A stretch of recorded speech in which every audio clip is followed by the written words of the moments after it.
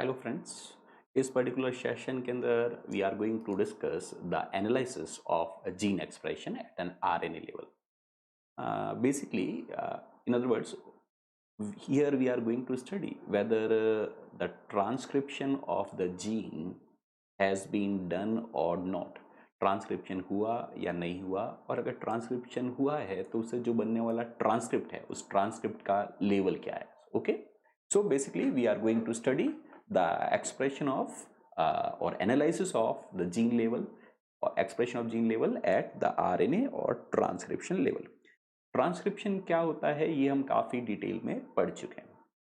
Transcription is a process where the information which is present in a DNA it is converted to an RNA language. जैसे कि यहाँ पर आप देख सकते हैं there is some kind of information in a DNA, and this information it is being copied into an RNA. This process where the information which is present in DNA is converted to RNA is referred to as transcription, and this would be referred to as transcript. So in this particular session what we are going to study is whether transcript is present or absent, and if it is present what is the level of transcript. These two things which we are going to discuss in this particular session.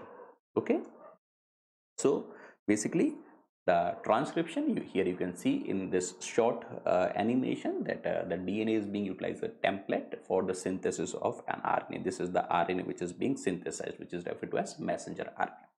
Now the process of transcription, although fundamentally it is very much similar in prokaryotic system and eukaryotic system, but there are very small differences. For example, the unit of transcription is a gene which include a promoter and terminator sequences. And in case of prokaryotes, there is a polycistronic transcription. That is more than one gene, gene A, B, C, they have one common transcript, and that we have already studied in a very detail in molecular biology unit. हमें ये भी पता है कि prokaryotic जो transcription है, there is prokaryotic transcription and translation are coupled. Means हम ये कहना चाहते हैं कि प्रोकैरियोट्स में एक बार जैसे ही मैसेंजर आरएनए बना, directly it is being utilised for the synthesis of protein. Both the process transcription as well as translation they occur within a cytosol, क्योंकि प्रोकैरियोट्स में कोई वेल डिफाइंड न्यूक्लियस नहीं होता. तो इसलिए प्रोकैरियोट्स में transcription level gene expression पर और ट्रांसलेशन लेवल जीन एक्सप्रेशन में कोई बहुत ज्यादा डिफरेंस देखने को नहीं मिलता. बट ये बात यूकैरियोटिक सिस्टम पर अप्लाई नहीं होती. पहली बात तो यूकैरियोटिक जीन्स हैं उन्हें स्प्लिट जीन कहा जाता है. Split genes because the complete coding sequence उसमें एक काम की सीक्वेंस के साथ साथ इंटरवीनिंग सीक्वेंसेस भी होती है जिन्हें इंट्रॉन्स कहा जाता है. So useful informations are referred to as exon, and this useful information is intervened by the intervening sequence, or it is split due to the presence of intervening sequences referred to as intron. Another important thing is that most often there is a monocistronic transcription, and from monocistronic transcription we see that there is one common promoter which is being utilized, and then this is the transcription. So a common transcript is produced, but this first transcript which is being produced is referred to as heterogeneous RNA, or we can also say that it is a pre-messenger RNA. This is not a final product. There are various processing events which we have studied in molecular biology, like alternative splicing, 5' capping, 3' polyadenylation, normal splicing mechanism, etc. The most common thing which is observed is the introns. Introns हैं वो बाहर निकाल दिए जाते हैं. Finally हमारे पास messenger RNA बना, और इस मैसेंजर आरएनए का बाद में प्रोटीन सिंथेसिस के लिए इस्तेमाल होगा. Same messenger RNA would be utilised for the protein synthesis. So analysis of gene expression at RNA level means how much amount of an messenger RNA or some other form of RNA, let's say rRNA or tRNA, it has been produced. If we are analyzing this, we are saying that we are analyzing the expression of gene at the transcription level. Okay, so there are various approaches for study of gene expression at transcriptional level. RNA level पर gene expression को study करने के लिए कई सारी techniques available है.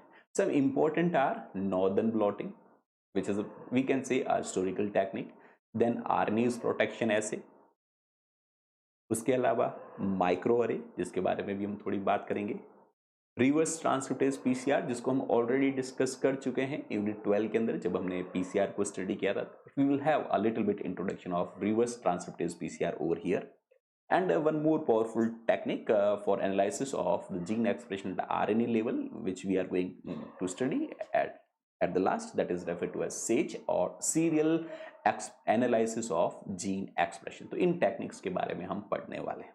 ठीक है, तो सबसे पहले हम जिस टेक्निक के बारे में बात कर रहे हैं dear friends, northern blotting. Northern blotting is basically a technique which is very much or fundamentally similar to the southern blotting which we have already discussed. Only the major difference is in a southern blotting we target or try to find out the DNA, while in northern blotting we target or try to detect a particular kind of RNA in a heterogeneous mixture. So we are having multiple type of RNA and we are seeking for a particular kind of RNA. पूरी एक RNA की भीड़ में से, mixture में से अगर एक पर्टिकुलर RNA अवेलेबल है या नहीं, उसका एक्सप्रेशन हुआ या नहीं हुआ, एक पर्टिकुलर एक या एक से ज्यादा RNA को पता हम किससे कर सकते हैं, using a technique northern blotting. So target over here is RNA, while in southern blotting the target was basically the DNA. Okay, so we can say that northern blotting is used to detect specific RNA molecules. एक या एक से ज्यादा RNA molecules को हम यहाँ पर पता करेंगे from the mixtures of RNA. Procedures are almost similar what we have studied in southern blotting followed by hybridization. Okay, so let's have a quick view on the steps. The first step for northern blotting is isolation of a total RNA.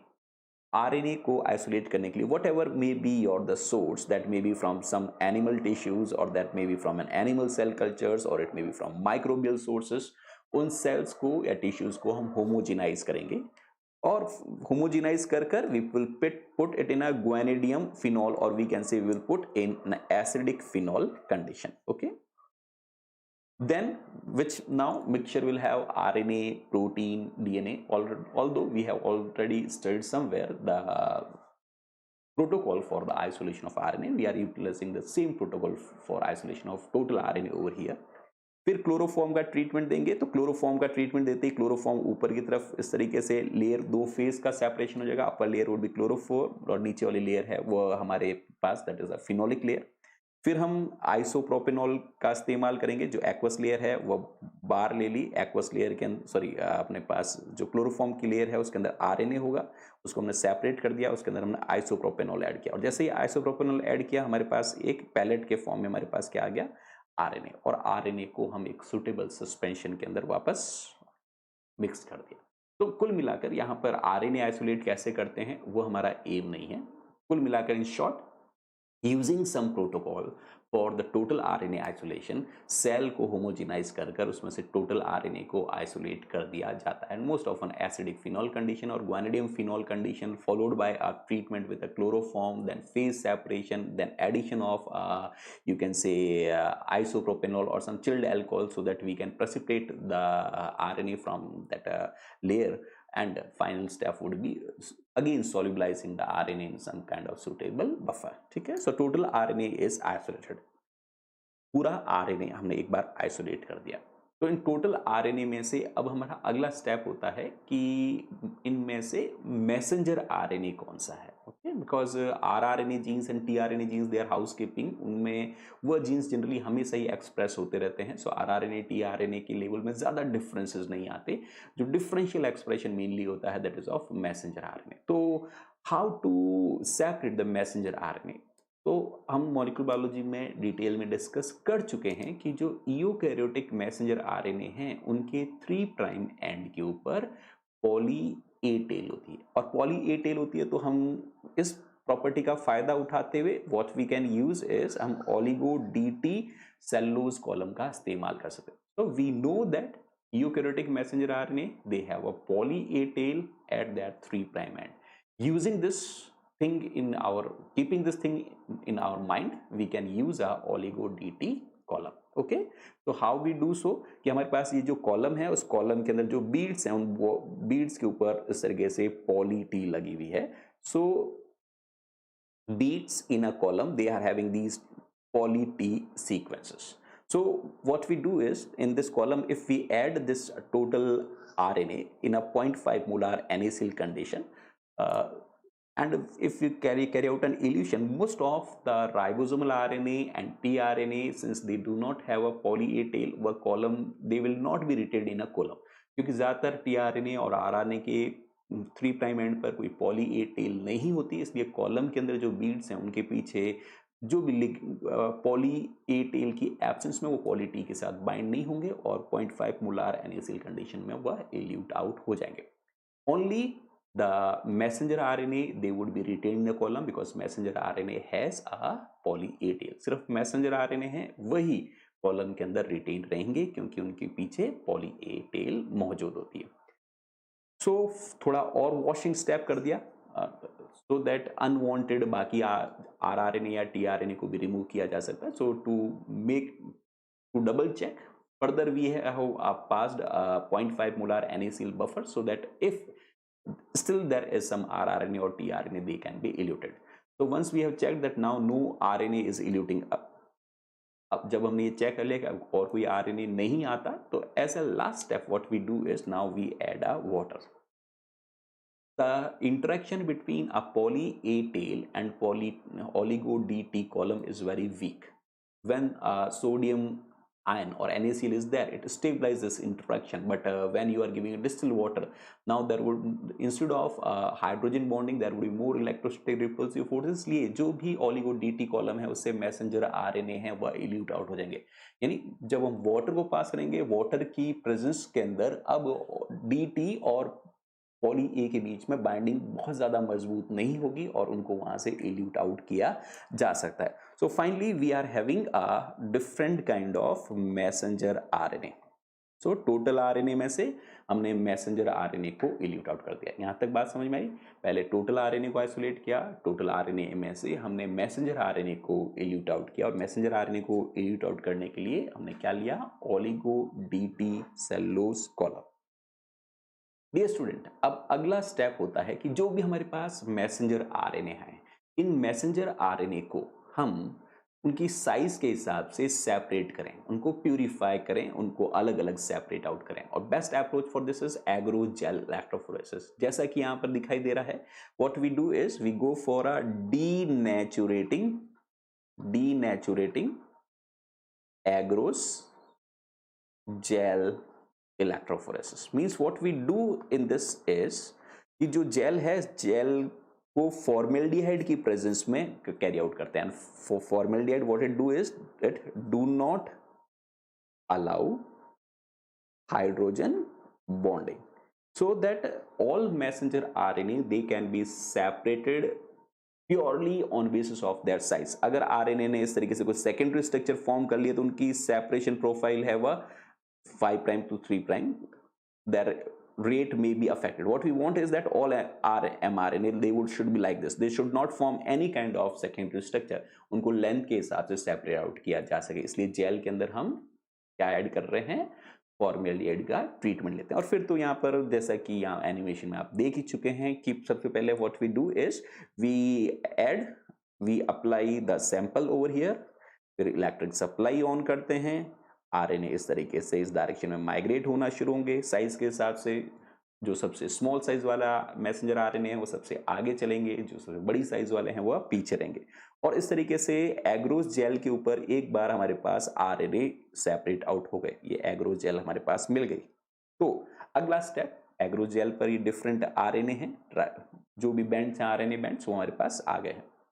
इस diagram के कि जो हमारे पास हमने जो elute out किया, हमारे पास इस तरीके से मैसेंजर RNA के बैंड्स आ गए. अब मैसेंजर RNA के हमारे पास एक बार बैंड आ गए हैं, तो अब इनको हम नेक्स्ट स्टेप होता है कि हम इनको ट्रांसफर करें टू सम पेपर और nitrocellulose sheet so that it can be made available for hybridization। और कैसे ये करते हैं ये हम कल सदर्न ब्लॉटिंग में पढ़ चुके हैं। बिल्कुल सेम प्रोसीजर अप्लाई करेंगे कि सबसे पहले हमारे पास जेल होगी, so there would be some kind of sponge, you can say sponge, उसके ऊपर जेल, जेल के ऊपर नाइट्रोसेलुलोज शीट, फिर कुछ कई सारे पेपर टॉवेल, एंड यहां पर हमने एक कोई सॉल्वेंट जो कि डीनेचुरेटिंग कंडीशन को मेंटेन करेगा। इस तरीके के सिस्टम जैसे हमने कल पढ़ा था, आज भी हम उसी के बारे में बात कर रहे हैं। यहां से जैसे ही डीनेचुरेटिंग कंडीशन में मोबाइल फेज ऊपर की तरफ जाएगी तो जेल के अंदर जो भी आरएनए होगा यहाँ पर, this RNA would be transferred to the nitrocellulose sheet. Initially although northern blotting के अंदर amino benzyl oxy methyl paper लिया गया था, पर बाद में पता चला कि नाइट्रोसेलुलोज पेपर है वह भी डीएनए को ही नहीं, वह आरएनए को भी एफिशिएंटली एब्जॉर्ब करता है।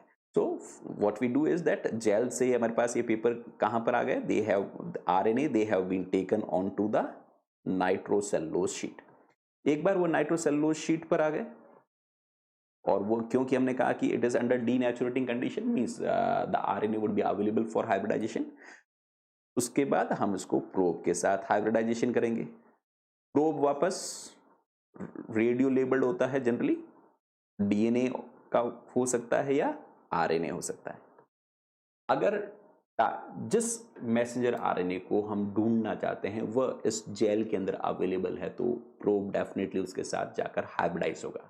अब प्रोब हाइब्रिडाइज हुआ या नहीं हुआ उसके लिए हम क्या करते हैं, जैसे आपको पता होगा कि पहले हम वॉशिंग कर देते हैं ताकि एक्सेस, स्ट्रिंजेंट वॉशिंग करते हैं ताकि एक्सेस प्रोब है वो हटाए जा सके, और उसके बाद इसके ऊपर हम एक्सरे फिल्म को रखते हैं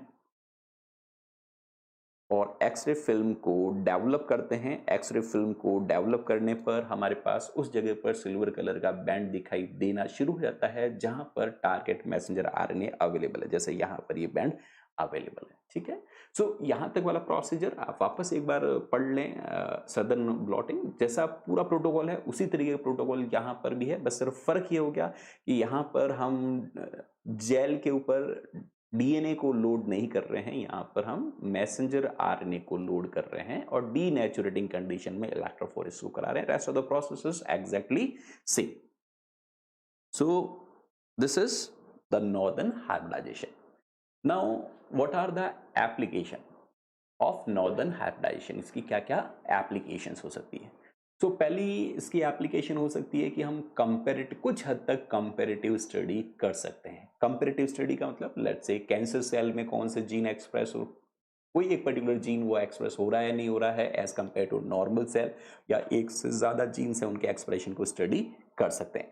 फॉर एग्जाम्पल आप यहाँ पर देख सकते हैं नॉर्मल सेल और कैंसर सेल में एपिडर्मल ग्रोथ फैक्टर आप देख रहे हैं, उसका एक्सप्रेशन कैंसर सेल्स में ज्यादा हो रहा है, नॉर्मल सेल्स में उसका एक्सप्रेशन नहीं हो रहा है। इसी तरीके से तो these are two different scenario. Transforming growth factor alpha, इसके भी एक्सप्रेशन कैंसर सेल में ज्यादा हो रहा है। कोई 7s आरएनए है that is more express comparatively in normal sales. So even you can give a treatment of some different kinds, means different tissues में कौन से जीन एक्सप्रेस हो रहे हैं उनको एनालाइज कर सकते हैं, डिफरेंट डेवलपमेंटल स्टेज में कौन से जीन एक्सप्रेस हो रहे हैं उनको पता कर सकते हैं, नॉर्मल कंडीशन और एनवायरमेंटल स्ट्रेस कंडीशन में जीन्स का क्या स्थिति है वो पता कर सकते हैं, पैथोजन इन्फेक्शन के बाद पर्टिकुलर जीन एक्सप्रेशन की प्रोफाइल में क्या चेंज आया उसको स्टडी इन्वेस्टिगेट किया जा सकता है। तो करना क्या है, एक बार नॉर्मल सेल में से टोटल एमआरएनए को या आरएनए को आइसोलेट करो, और जिस जीन को आप स्टडी करना चाहते हो नॉर्दर्न हाइब्रिडाइजेशन में उसका प्रोब इस्तेमाल करो, उस जहां पर वो हाइब्रिडाइज होगा और जो बैंड आएगा उससे आपको पता चल जाएगा कि वो एक्सप्रेस हो रहा है या नहीं हो रहा है, बैंड की विड्थ कितनी होगी उससे पता चल जाएगा कि उसका एक्सप्रेशन लेवल कितना है। ठीक है, एक दूसरा कंडीशन आपका कैंसर सेल हो सकता है या स्ट्रेस वाला सेल हो सकता है या डिफरेंट डेवलपमेंटल स्टेज का सेल हो सकता है या पैथोजन इन्फेक्शन के बाद वाला सेल हो सकता है, उसके अंदर भी सेम स्टेप्स को फॉलो करो और उसके अंदर भी नॉर्दर्न हाइब्रिडाइजेशन कर पता करने की कोशिश करो कि what is the RNA level. ठीक है, यहां तक बात समझ में आई, आगे बात करते हैं। तो पहला काम क्या हो सकता है, कंपैरेटिव स्टडी। सेकंड जो नॉर्दर्न हाइब्रिडाइजेशन है, नॉर्दर्न ब्लॉटिंग, इसका इस्तेमाल किया जा सकता है to investigate the level of expression, कि कोई एक ड्रग का ट्रीटमेंट दिया, उसके बाद एक्सप्रेशन लेवल पर क्या फर्क आया, या किसी भी तरीके कोई स्टिमुलस दिया एपिडर्मल ग्रोथ फैक्टर, उससे पर्टिकुलर जीन के एक्सप्रेशन में क्या फर्क आया, इसको इन्वेस्टिगेट कर सकते हैं। या प्रोजेस्टेरोन का सिग्नल दिया, उससे एग के पर्टिकुलर जीन के एक्सप्रेशन में क्या फर्क आया, उसको इन्वेस्टिगेट किया जा सकता है। ठीक है, जैसे कि आप नॉर्दर्न ब्लॉट में देखें कि हमने कोई एक सेल है, उस सेल को एक कोई बार की तरफ ड्रग रखा, डेफिनेटली ड्रग गया होगा, ड्रग ने हम ये मानकर चल रहे हैं कि drug is able to elevate or it is able to influence the expression of the genes. So different RNA है, उसमें से कोई पर्टिकुलर जीन X के एक्सप्रेशन पर क्या फर्क आ रहा है वो आप इन्वेस्टिगेट कर सकते हैं। ड्रग सेल 1 के अंदर हमने ड्रग दिया और ड्रग देने के 15 मिनट्स के बाद एनालिसिस किया, एनालिसिस करने पर इतना बैंड आया। सेकंड सेल के अंदर भी सेम टाइम पर ड्रग का ट्रीटमेंट दिया, पर एनालिसिस हमने 1 आवर के बाद किया, तो दिस इज द चेंज। कोई थर्ड सेल है, उसके अंदर ट्रीटमेंट देने के बाद हमने एनालिसिस 2 आवर के बाद किया, तो what conclusion could be made? A simple conclusion which could be made is that this particular kind of gene it is over expressed by the drug. Drug के ट्रीटमेंट देने के बाद देयर इज सम जीन जिसका expression level है वह बढ़ता जा रहा है। तो कुछ का एक्सप्रेशन लेवल बढ़ रहा हो, कुछ का एक्सप्रेशन लेवल घट रहा हो, उसको इन्वेस्टिगेट कैसे किया जा सकता है? Through the northern blotting. Northern blotting से आरएनए की हाफ लाइफ भी पता की जा सकती है। हाफ लाइफ का मतलब ये कितने समय में जो ओरिजिनल आरएनए है उसकी कंसंट्रेशन हाफ हो जाती है। 1 घंटे के बाद कंसंट्रेशन हाफ होती है या 4 घंटे के बाद कंसंट्रेशन हाफ होती है, that is referred to as half life. So different messenger RNA और different RNA they have different half life, तो उसको इन्वेस्टिगेट करना भी बहुत आसान है। एक नॉर्दर्न ब्लॉट आप इमीडिएट आरएनए आइसोलेट करने के बाद करें, एक आरएनए को आप आइसोलेट करें लेट्स से 2 मिनट्स के बाद आप पूरा प्रोटोकॉल फॉलो करें, 4 मिनट्स के बाद 6 मिनट 8 मिनट्स, यानी अभी आपने आरएनए आइसोलेट किया, जेल के ऊपर रन किया, पूरा एक्सपेरिमेंट किया, फिर एक जगह पर आरएनए आइसोलेट करने का 2 मिनट का गैप दे दिया, उसके बाद पूरा प्रोसीजर किया। तीसरी केस में आपने आरएनए आइसोलेट किया और लेट्स से 20 मिनट्स का गैप दिया और उसके बाद आपने एनालिसिस किया। तो what you can find is that कि कई सारे ऐसे जीन्स हो सकते हैं जिनका जैसे कि कोई मिथाइलेटेड जीएफपी का एमआरएनए उसका लेवल आप देख रहे हैं कम होता जा रहा है, एसआरपी का लेवल थोड़ा थोड़ा बढ़ रहा है, ये कोई एलसी प्रोटीन है उसका एक्सप्रेशन वापस कम, एलसी जीएफपी है उसका एक्सप्रेशन वापस कम हो रहा है। सो आप देख रहे हैं कि उनके के अंदर ट्रेंड आपको आसानी से दिखाई दे रहा है। सो हाफ लाइफ के अंदर क्या होता है? तो half life is a time duration in which the concentration of the original amount of RNA reduces to half। अगर आरएनए के बैंड में कोई फर्क नहीं आ रहा है, नेग्लिजिबल फर्क आ रहा है, तो हम क्या कहेंगे? जैसे यहाँ पर तो हम क्या कहेंगे कि this is comparatively stable. But अगर डिक्लाइन होता जा रहा है टाइम के साथ साथ तो हम क्या कहेंगे कि दैट इज कंपेरेटिवली अनस्टेबल। कितने टाइम में उसकी कंसंट्रेशन हाफ हो जाती है उसे हम क्या कहेंगे? 50% कब हो जाती है उसे कहेंगे हाफ लाइफ। तो कुछ एमआरएनए की हाफ लाइफ कम हो सकती है, कुछ की ज्यादा हो सकती है, because different mRNA they have a different kind of stability. उसके अलावा फोर्थ जो एस्पेक्ट हम स्टडी कर सकते हैं नॉर्दर्न ब्लॉट से, that is we can go investigate the alternative splicing. Let's say आपके पास कोई आपने नर्व सेल से एमआरएनए आइसोलेट किया, उसका बैंड यहां पर आ रहा है। सेकंड आपने आइसोलेट किया किडनी से और यहां पर कोई बैंड आ ही नहीं रहा है, इसका मतलब यहां पर एक्सप्रेशन ही नहीं हो रहा है।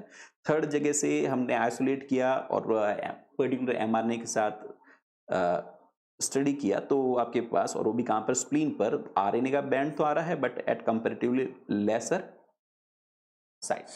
और फोर्थ जो हमने आइसोलेट किया मसल के अंदर, उसके अंदर हमारे पास 2 तरीके के आरएनए आ रहे हैं। So how different length of RNA could be produce? So we have already discussed कि अगर आपके पास एक्सॉन 1 है, लेट्स से एक्सॉन 2 है और एक्सॉन 3 है, अगर तीनों एक्सॉन जुड़ेंगे तो उसकी लेंथ मान लें इसको 10 kb का बैंड मान लें, यहाँ पर इसको 6 kb का बैंड मान लें, तीनों आपस में जुड़ गए तो आपका 10 kb का बैंड आ जाएगा। अगर बीच में से एक्सॉन 1 को हमने स्किप कर दिया और एक्सॉन 1 और एक्सॉन 3 अल्टरनेटिवली स्प्लाइस होकर जुड़े तो 6 kb का बैंड बन गया। तो हम ये कह सकते हैं स्प्लीन के अंदर basically there is an production of messenger RNA which is of shorter size and this is due to an alternative processing event. Most common reason for this alternative processing is, yes, it is the splicing, alternative splicing, although alternative polyadenylation भी हो सकता है, RNA editing भी हो सकती है, these could also be the reason. तो जो कुछ भी अल्टरनेटिव प्रोसेसिंग इवेंट्स हैं उनको भी एनालाइज किया जा सकता है, क्योंकि अल्टरनेटिवली प्रोसेस हुआ तो मैसेंजर आरएनए की जो बैंड की लोकेशन है उस लोकेशन में चेंज आ जाएगा। सो मसल्स के अंदर हम ये कह सकते हैं नॉर्मल मैसेंजर आरएनए भी प्रोड्यूस हो रहा है और अल्टरनेटिवली प्रोसेस्ड मैसेंजर आरएनए है वह भी प्रोड्यूस हो रहा है। ठीक है, तो हम क्या क्या पता कर पा रहे हैं, जीन एक्सप्रेस हो रहा है या नहीं हो रहा है, अगर हो रहा है तो उसका एक्सप्रेशन लेवल कितना है, उसकी हाफ लाइफ कितनी है, उसके अलावा नॉर्मल तरीके का मैसेंजर आरएनए ही बन रहा है कि वहां पर अल्टरनेटिव प्रोसेसिंग हो रही है।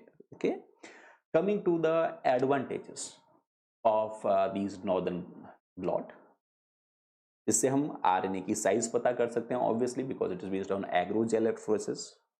अल्टरनेटिव स्प्लाइस प्रोडक्ट पता कर सकते हैं जैसा अभी हमने देखा है। यहां पर प्रोब्स 100% होमोलॉगी हो, कोई जरूरी नहीं है, पार्शियल होमोलॉगी वाले प्रोब्स भी इस्तेमाल किया जा सकता है। क्वालिटी और क्वांटिटी दोनों पता की जा सकती है आरएनए की। देन जो नाइट्रोसेलुलोज शीट्स हैं उनको लंबे समय तक स्टोर करके रखा जा सकता है और उनको वापस रीप्रोब कराया जा सकता है लेटर टाइम पर, कई सालों के बाद भी उसको वापस इस्तेमाल किया जा सकता है। कंपैरेटिवली इनएक्सपेंसिव है, क्वांटिटेटिव मेथड है जिससे हम ट्रांसक्रिप्ट की एबंडेंस को पता कर सकते हैं। बहुत पुरानी टेक्निक है इसलिए वेल अंडरस्टूड टेक्नोलॉजी है, ज़्यादा इस्तेमाल किया गया है और क्योंकि यहाँ पर रेडियो एक्टिव प्रोब इस्तेमाल किए जाते हैं इसलिए काफ़ी सेंसिटिव अप्रोच है। ठीक है, इसके कुछ लिमिटेशंस भी हैं कि इसके अंदर often we have to take care because most of the RNA samples they get degraded by the RNases। RNases nucleus से साइटोसोल से होमोजिनेट के साथ यहाँ पर आ सकते हैं और वो हमारे mRNA को डिग्रेड कर सकते हैं। इस टेक्निक से हम एक साथ खूब सारे जीन्स का या ट्रांसक्रिप्टोम एनालिसिस नहीं कर सकते, इससे एक या दो कुछ लिमिटेड नंबर ऑफ जीन्स को आप पैरेलली एनालाइज कर सकते हैं। Large number of genes can not be analysed.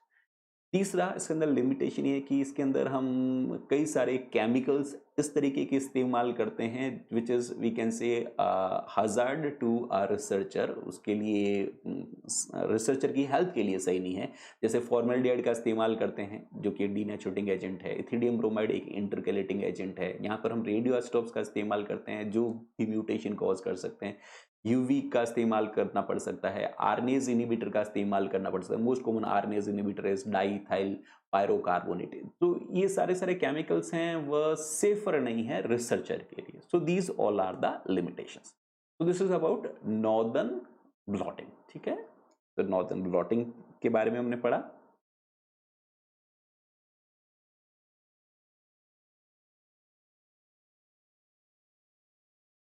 Now moving to another technique, that is RNase protection assay. Most of time the RNAs which is utilized S1 nuclease and RNAs which act on a single stranded RNA. So that's why it's also referred to as S1 nuclease mapping. This RNase protection assay basically it is based on a simple concept that RNase S1 nuclease will able to cleave only that RNA which would be in a single stranded state. The region of the RNA which is in hybrid state with a probe or wherever RNA duplex is being formed, that region would be resistant to an RNase treatment and we can identify the region which is basically being protected by RNase। यानी मैं क्या कहना चाहता हूं कि let's say ये खूब सारे डिफरेंट तरीके के आरएनए हैं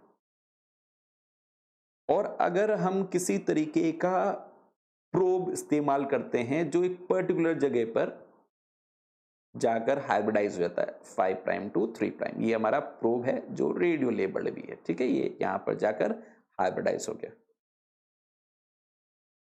अब जैसे ही हम आरएनए का ट्रीटमेंट देंगे, कोई आरएनए ए है, ये कोई आरएनए बी है और ये आरएनए कोई सी है।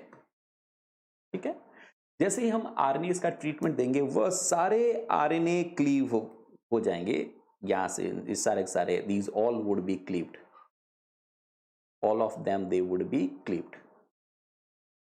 Only this portion which is in a double-stranded RNA form would be protected. So अगर कोई पर्टिकुलर तरीके का मैसेंजर आरएनए जिसको हम ढूंढना चाह रहे हैं, अगर वो वहां पर अवेलेबल, वो ट्रांसक्रिप्ट वहां पर अवेलेबल है, तो प्रोब उसके साथ जाकर हाइब्रिडाइज होगा, और प्रोब उसके साथ हाइब्रिडाइज होगा तो एटलीस्ट कुछ रीजन उस मैसेंजर आरएनए का प्रोटेक्ट हो जाएगा, और जो प्रोटेक्टेड रीजन है उसको हम बाद में डिटेक्ट करेंगे और एनालाइज कर देंगे कि that particular messenger RNA is there और not.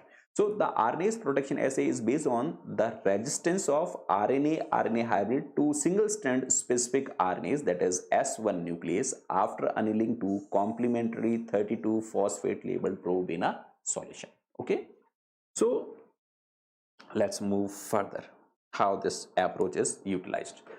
Okay, so first here the probe which is utilized is often short RNA probe इस तरीके का यूटिलाइज किया था, जिसके अंदर जो फॉस्फोडाइस्टर बॉन्ड वाला फॉस्फोरस है वह रेडियो एक्टिव है. इस तरीके का कुछ प्रोब हम इस्तेमाल करते हैं. Okay, this is the 5 prime, this is the 3 prime of probe. Okay, most often here this alpha phosphate, it is radioactive, so this is phosphorus 30, and this is, let's say, uracil. If it is a uracil, it will have, if again it is a uracil, this phosphate would be radioactive. Okay, so often what we use is RNA probe, and these RNA probe, obviously RNA will have 4 type of nucleotides A, U, C, G. So occasionally उसमें कहीं ना कहीं uracil आएगा. RNA बनाने के लिए हमने इस तरीके का अल्फा 32 फॉस्फोरस वाला यूटीपी का इस्तेमाल किया, ताकि जब कभी भी आरएनए पॉलीमरेज यूरेसिल को ऐड करे, पायरोफॉस्फेट तो रिलीज हो जाए, और जो यूएमपी ऐड हो, यूएमपी का जो फॉस्फोरस, वो फॉस्फोरस नॉर्मल वाला होने की वजह वो किस तरीके का हो, रेडियो एक्टिव. इस तरीके के आरएनए प्रोब्स को बनाने के लिए generally we utilise an RNA polymerase from the bacteriophage sp6, T7 और T3. बैक्टीरियोफेज आरएनए पॉलीमरेज का इस्तेमाल करते हैं क्योंकि they are efficient and fast in preparing these kind of RNA. ठीक है, सो आरएनए प्रोब का इस्तेमाल करते हैं जो टारगेट आरएनए के साथ जाकर हाइब्रिडाइज होगा, जिसकी वजह से द रीजन जहां पर ये प्रोब हाइब्रिडाइज हुआ that will be resistant to an S1 nuclease और single standard specific RNAs. Clear यहां तक बात? Now what we do is कि लेट्स से हमारे पास, वापस समझने के हिसाब से इस तरीके से बात कर लेते हैं कि हमारे पास कोई mRNA A है, ये हमारे पास कोई mRNA B है, उसकी मल्टीपल कॉपीज है. ओके, और ये हमारे पास कोई mRNA C तरीके का है. ओके, अब हम we want to analyze whether mRNA B is being produced or not, and या जीन B का एक्सप्रेशन है वह हो रहा है या नहीं हो रहा है, उससे कोई RNA बन रहा है या नहीं बन रहा है, और अगर बन रहा है तो what is the level of expression, कितनी RNA ट्रांसक्रिप्ट है वो बन रही है. तो उसके लिए what will do is we will use a probe. Okay, हमने प्रोब डिजाइन किया, so we are having now this probe. This is 5 prime to 3 prime probe for gene B, or more accurately for transcript B. Okay, और इस probe की concentration बहुत ज्यादा रखते हैं, probe की कंसंट्रेशन बहुत ज्यादा, ताकि अगर पर्टिकुलर mRNA है तो उसके साथ ये प्रोब जाकर हाइब्रिडाइज होगा, और कई सारा प्रोब है वह फ्री होगा. So all these probe are radio labeled. Okay, so if B is there, probe definitely it is going to hybridize, and probe it is kept in excess. Those chances that कि कोई messenger RNA के साथ probe है, अगर target है messenger mRNA है, तो जितनी भी कॉपीज है उस पर्टिकुलर टारगेट मैसेंजर आरएनए की, उनके साथ प्रोब जाकर हाइब्रिडाइज हो जाएगा. ठीक है, so this is the next step. तो A के साथ वो प्रोब हाइब्रिडाइज होगा नहीं, C के साथ प्रोब हाइब्रिडाइज होगा नहीं. हाइब्रिडाइजेशन के बाद वॉशिंग करते हैं, स्ट्रिंजेंट वॉशिंग करते हैं, ताकि एक्सेस प्रोब है उनको वापस हटाया जा सके। देन ऐसे now the result is, again what we can see is, now the result is,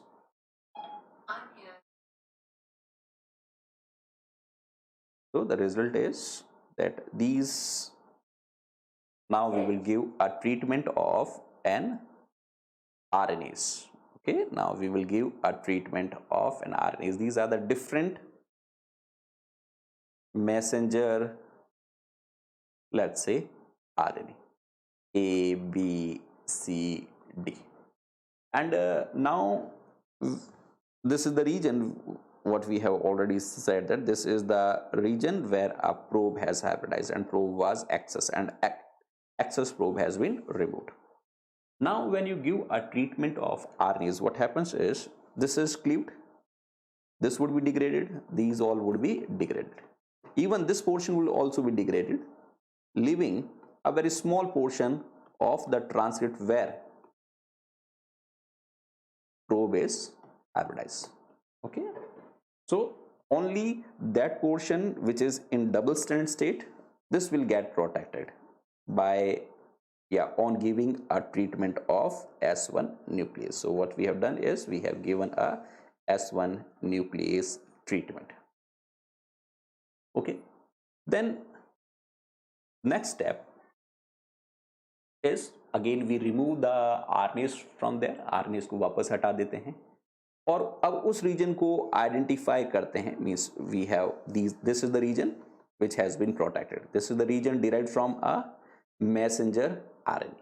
So we have removed again the probe has been removed from this, and this rest of the region जो भी हमारे पास आया, this is quantified, so it could be detected whether it is there or not, and even it can be quantified. So हमें दोनों ही बातें पता चल गई कि वो ट्रांसक्रिप्ट वहां पर था या नहीं, अगर कोई बैंड आता है तो means it is there, and what is the, we can say, concentration that can also be identified by denaturating polyacrylamide gel. The bandwidth will give you the X, we can say the concentration of that particular transcript which has been synthesized. So okay, so these are some of the steps of an RNase protection assay, again a historical technique. Okay, so the first is application of this is, you can quantitatively determine the mRNA abundance. More is the mRNA, more probe will bind, and if more probe will bind under this scenario, okay, so just hold on for a minute.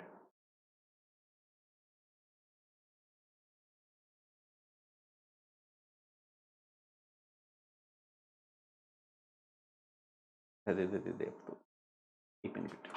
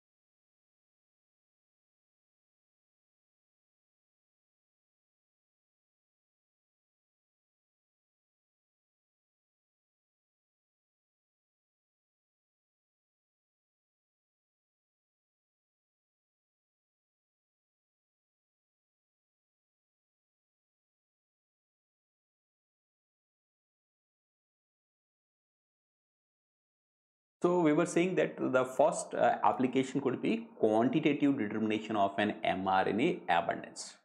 जितना ज़्यादा mRNA होगा, मान लें कि कोई gene B है, उस gene B से बहुत ज़्यादा mRNA बना, बहुत ज़्यादा mRNA बना तो उन सब के साथ प्रोब भी जाकर हाइब्रिडाइज हुआ होगा, प्रोब जाकर हाइब्रिडाइज हुआ होगा तो प्रोब को हम क्वांटिटेटिव एस्टिमेट कर सकते हैं कितना प्रोब जाकर हाइब्रिडाइज हुआ, क्योंकि प्रोब कैसा है, रेडियो एक्टिव। तो amount of the probe would be quantitatively assessed, probe हुआ क्योंकि एक्सेस प्रोब तो हमने हटा दिया था, तो इस तरीके से हम क्वांटिटेटिव डिटरमिनेशन है वह कर सकते हैं। So level of protected RNA will give an idea of concentration of messenger RNA, how, because level of protected RNA will also give the concentration of probe bound to mRNA, and concentration of probe, since it is a radio labeled probe, can be quantified. Okay, then second application of this RNase protection assay would be an S1. Using this S1 nucleus we can carry out the transcription start site. And how we can carry out a transcription start site, उसको समझने के लिए एक यहाँ पर मैंने diagrammatic representation दिया है, उससे आप उसको समझ सकते हैं। एक ट्रांसक्रिप्शन स्टार्ट साइट है, उसको पता करने कई सारी टेक्निक है। One of them is 5' RACE, that is 5' random amplification of cDNA ends, but one of the historical technique is this RNase protection assay और S1 nuclease mapping. In this what we do is कि let's say हमारे पास समझने के हिसाब से कि हमारे पास gene है, यहां से लेकर यहां तक जीन है, ओके और इस जीन के अंदर there is a site for restriction endonuclease, यहां से रेस्ट्रिक्शन, यहां से there is a site for a restriction endonuclease refer to as SOU3A, जिसमें जीन का कुछ 5' वाला रीजन भी है और उसकी अपस्ट्रीम सीक्वेंसेस भी हमने ले ली कि प्रोबेबली यहाँ कहीं से ट्रांसक्रिप्शन स्टार्ट हुआ होगा। ट्रांसक्रिप्शन कहाँ से स्टार्ट हुआ हमें नहीं पता, पूरा जीन लेने की जरूरत नहीं है, हमने सिर्फ इतने से पोर्शन को लेकर हमने किसी प्लाज्मिड के अंदर इंसर्ट कर लिया जिसके अंदर जीन का ये हिस्सा और उसके अलावा उसकी 400 बेस पेयर अपस्ट्रीम वाली sequences where there may be possibility of a promoter. अब हम क्या करते हैं कि ऑब्वियसली इस रीजन के अंदर कहीं ना कहीं तो प्रमोटर जरूर होगा, यहां पर प्रमोटर होगा या यहां पर कहीं पर प्रमोटर होगा या यहां पर कहीं पर कहीं ना कहीं तो प्रमोटर जरूर होगा, या जहां पर आरएनए पॉलीमरेज जाकर बाइंड होगा और आरएनए पॉलीमरेज बाइंड हुआ तो प्रमोटर के आसपास ही किसी न किसी जगह से ट्रांसक्रिप्शन को स्टार्ट जरूर करेगा। तो हम क्या कर रहे हैं कि what we do is we use an RNA polymerase, और जैसे ही RNA polymerase, obviously this is the region of the gene और ये अपस्ट्रीम रीजन है, जहां कहीं से भी आरएनए पॉलीमरेज से जो हमारे पास मैसेंजर आरएनए बना, वो मैसेंजर आरएनए हमारे इस प्लाज्मिड के अंदर किसी न किसी रीजन से जरूर हाइब्रिडाइज होगा। ओके, सो इस रीजन से हमारा मैसेंजर आरएनए जाकर हाइब्रिडाइज हुआ। सो जो जीन है उस जीन से आरएनए पॉलीमरेज ने कोई मैसेंजर आरएनए बनाया। ये मैसेंजर आरएनए कहाँ से उसका ट्रांसक्रिप्शन स्टार्ट हुआ, इसके लिए हमने इसको हाइब्रिडाइज किया इस प्लाज्मिड के साथ। तो ऑब्वियसली जो जीन जहाँ से ट्रांसक्रिप्शन स्टार्ट हुआ वहाँ से लेकर इस रीजन तक ये हाइब्रिडाइज जरूर होगा, बाकी वाले रीजन तो प्लाज्मिड है उसके साथ हाइब्रिडाइजेशन नहीं होगा। फिर हम क्या करते हैं, S1 न्यूक्लियस का ट्रीटमेंट देते हैं। S1 न्यूक्लियस का ट्रीटमेंट देने पर बाकी सारा रीजन डिग्रेड हो जाएगा, सिर्फ इतना सा पोर्शन बच जाएगा जिसमें जीन का वह हिस्सा और उसका कुछ अपस्ट्रीम रीजन, जो मैसेंजर आरएनए हमने लिया है उसका भी कुछ हिस्सा, इसका डाउनस्ट्रीम हिस्सा क्यों कट गया, क्योंकि वह सिंगल स्ट्रैंडेड था। इसका अपस्ट्रीम रीजन क्यों कट गया, क्योंकि वह सिंगल स्ट्रैंडेड था। इसका मतलब अब जो जीन है उससे वापस हमने डीनेचुरेट किया अल्कली ट्रीटमेंट देने के बाद, ये हमारा जीन ऑफ इंटरेस्ट था जो हमने इंसर्ट किया, उसका पता चला कि जीन ऑफ इंटरेस्ट से 150 बेस पेयर अपस्ट्रीम वाला सीक्वेंस भी दिखाई दिया। 150 बेस पेयर अपस्ट्रीम वाला सीक्वेंस दिखाई दिया, इससे क्या समझ में आता है कि जो SAU3 रेस्ट्रिक्शन न्यूक्लियस की साइट थी उससे एग्जैक्ट 150 बेस पेयर अपस्ट्रीम के अंदर there was an transcription start site. तो बहुत सिंपल सा है। अब वापस को देखो और लॉजिकली इधर से देख सकते हो कि क्या हुआ है यहाँ पर। अगर हम इसको देखें तो कि जिस जगह से ट्रांसक्रिप्शन यानी दिस इज द, बहुत सिंपल सी बात है, this is the SA3A site, इससे कितने base pair upstream, transcription start हुआ है 100 base pair, 150 base pair, 200 base pair. तो जहां से भी ट्रांसक्रिप्ट स्टार्ट हुआ होगा उस जगह से डेफिनेटली मैसेंजर आरएनए जरूर बना होगा। तो मैसेंजर आरएनए जहां कहीं पे बना होगा वो इसके साथ जाकर हाइब्रिडाइज हो जाएगा इस जीन के साथ। ठीक है, फिर जैसे ही आरएनएस का ट्रीटमेंट देंगे तो हम ये वाला रीजन भी डिलीट हो जाएगा, ये वाला रीजन भी एमआरएनए का डिलीट हो जाएगा, क्योंकि जीन का हमने पूरा रीजन लिया ही नहीं, सिर्फ कुछ इनिशियल पोर्शन लिया। इसका मतलब अब इतना हिस्सा क्यों बच गया है? तो इतना हिस्सा इसलिए बच गया है because this was diploid, this was we can say in a double stand state, and ये डबल स्टैंड स्टेट का था। इसका मतलब इससे लगभग 150 बेस पेयर, 400 बेस पेयर की हमने सीक्वेंस ली थी, पर SAO3 से 150 बेस पेयर ट्रांसक्रिप्शन की स्टार्ट साइट अवेलेबल थी।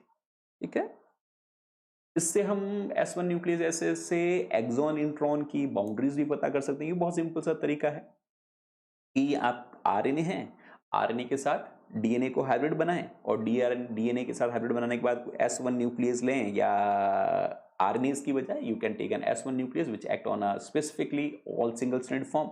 यहाँ से कट लग जाएगा, कट लगने के बाद आपको पता चलेगा कि पूरे जीन में से these are the region they are representing an exon, और जो बीच में से रीजन हट गया है these were representing an intron, जिसको हम आर मैपिंग भी कह सकते हैं। ठीक है, जिसमें से लूप्स हैं वो हट गए और लूप वाला रीजन क्या रिप्रेजेंट कर रहा था? और लूप वाला रीजन इंट्रॉन को रिप्रेजेंट कर रहा था।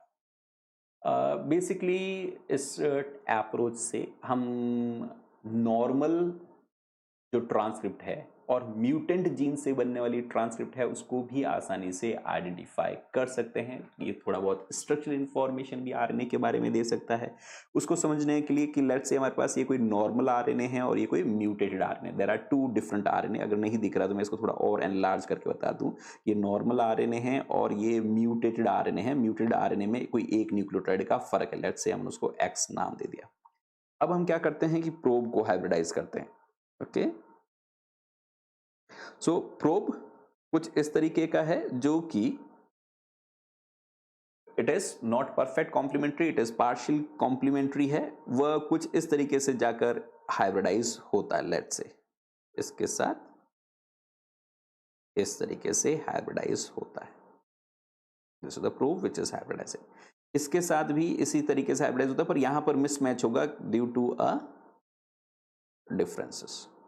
तो this is a single standard probe. इसको हम इस तरीके से ड्रॉ कर लेते हैं। इसका 5 प्राइम एंड हो सकता है और ये प्रोब का 3 प्राइम एंड हो सकता है। ये 5 प्राइम एंड हो सकता है प्रोब का और ये 3 प्राइम एंड हो सकता है। ठीक है, अब जैसे ही S1 न्यूक्लियस का ट्रीटमेंट देंगे फ्रेंड्स, अगर S1 का ट्रीटमेंट दिया तो S1 उस रीजन को कट लगाएगा, उन सब रीजन पर उसने कट लगा देगा जो कि सिंगल स्टैंडर्ड है। तो इस जगह पर कट लगा देगा, इस जगह पर भी कट लगा देगा, रेडियो लेबल प्रोब में इस जगह पर भी कट लगा देगा और इस जगह पर भी कट लगाएगा, इस जगह पर भी कट लगाएगा। सिर्फ वह रीजन जो कि सिर्फ वह रीजन प्रोटेक्ट हो जाएगा जो कि डबल स्टैंड स्टेट में, वह बच जाएगा, बाकी कट लग जाएगा। तो नॉर्मल वाले से कितना बैंड बनेगा? बाकी सारी चीज तो हट गई, ये सारी हट गई। नॉर्मल वाले से ऑटो रेडियोग्राफी करने पर सिंगल बैंड बनेगा। तो इससे कितने बैंड बनेंगे? ये वाला बैंड भी आएगा और ये वाला, इसमें एक ही बैंड आएगा, इसमें दोनों ही बैंड छोटे साइज वाले होंगे। तो म्यूटेंट फॉर्म में तो वहां से 2 बैंड आ रहे हैं। सो अगर कंप्लीट इंटैक्ट प्रोब है जो किसी के साथ हाइब्रिडाइज हुआ ही नहीं तो उसकी लेंथ कुछ अलग होगी। यहां पर हाइब्रिडाइज होने के बाद ये बैंड यहां पर आया, जो मिसमैच है उसके साथ अगर हाइब्रिडाइज हुआ तो इस तरीके से हमारे पास 2 बैंड आए। तो इस तरीके से हमारे पास स्ट्रक्चरल डिटेल्स भी आ गई है कि नॉर्मल मैसेंजर आरएनए है या जो ट्रांसक्रिप्ट है उसके अंदर there is some kind of changes और there is some kind of you can say alterations. तो ये कुछ इंपॉर्टेंट बातें हो गई RNA protection assay as such northern blotting और आरएनए प्रोटेक्शन ऐसे से अब तक सीएसआर नेट एग्जामिनेशन में कोई क्वेश्चन नहीं आया है। ठीक है, लेकिन फिर भी इन टेक्निक्स के बारे में हमें इंफॉर्मेशन होनी चाहिए क्योंकि अप्लाइड क्वेश्चन कभी भी नेट एग्जामिनेशन में बन सकता है। अब हम थर्ड टेक्निक के बारे में बात करेंगे, that is reverse transcriptase PCR, जिसको हम आरटीपीसीआर भी कह सकते हैं। और ये टेक्निक अभी काफी ज्यादा लाइमलाइट में है, basically due to corona incidences, कोविड-19 इंसिडेंसेस, कि उनका जो टेस्ट किया जाता है कि whether a patient is positive और नेगेटिव, ज़्यादातर जगहों पर जो टेक्निक इस्तेमाल की जाती है दैट इज RT-PCR और we can say reverse transcriptase PCR। So उन सभी पैथोजेंस को जिनका जीनोम RNA हो, उन सभी वायरसेस को जिनका जीनोम RNA हो, या इवन सेल के अंदर भी एक पर्टिकुलर तरीके का messenger RNA, rRNA, tRNA, siRNA है या नहीं, मींस RNA की प्रेजेंस को डिटेक्ट करने के लिए, चाहे वो RNA जीनोम की तरह काम कर रहा हो या RNA मैसेंजर मॉलिक्यूल की तरह काम कर रहा हो या rRNA का काम कर रहा हो, RNA को डिटेक्ट करने की एक पावरफुल टेक्निक है that is referred to as reverse transcriptase PCR। The benefit is that even if a small amount of RNA is there, that RNA is from a viral genome or RNA is from any other source, even if it is in a small amount, it could be detected because it relies on PCR, because anyhow we are going to amplify the cDNA derived from that particular specific RNA. So basically, reverse transcriptase PCR is a technique to detect and measure the amount of specific detail. So if you are detecting, simply it would be referred to as RT-PCR, and if you are beside detecting, you are also assessing, then it could be referred as QRT-PCR, quantitative reverse transcriptase PCR, where you can do both the things, that is detect as well as quantify the amount. Okay, so how you do so, that is comparatively very easy to understand. First we do what we do is that we collect the sample. Let's say we are trying first to understand it in our present scenario कि कोविड-19 में इसका कैसे इस्तेमाल होता है। अब चाहे RNA sales में अवेलेबल है उसको डिटेक्ट करना हो, या वायरस के अंदर किसी भी तरह के सैंपल में RNA है उसको डिटेक्ट करने के लिए इस टेक्निक का इस्तेमाल कर सकते हैं। सो सैंपल को कलेक्ट किया, सपोज नेसल स्वैब लेकर, उसमें अगर कोई RNA है तो we will utilize some kind of specific primer. We can say target RNA specific primer. So if a target RNA, let's say COVID-19 RNA is there, then it will be reverse transcribed. Okay. If a particular kind of mRNA is present in a eukaryotic system, in a total isolate, that particular mRNA would be reverse transcribed. After reverse transcription, we are able to produce a copy DNA or cDNA. The enzyme which is utilized is a reverse transcriptase that we have already discussed when we have discussed PCR. Okay. So if the cDNA has been produced, the first aim is over, that we have carried out a qualitative test. हमने ये तो पता कर लिया कि वहां पर वो पर्टिकुलर तरीके का RNA मौजूद है, ठीक है, क्योंकि अगर RNA वहां पर होता ही नहीं तो उस RNA स्पेसिफिक प्राइमर का इस्तेमाल करने पर कोई cDNA का प्रोडक्शन नहीं होता।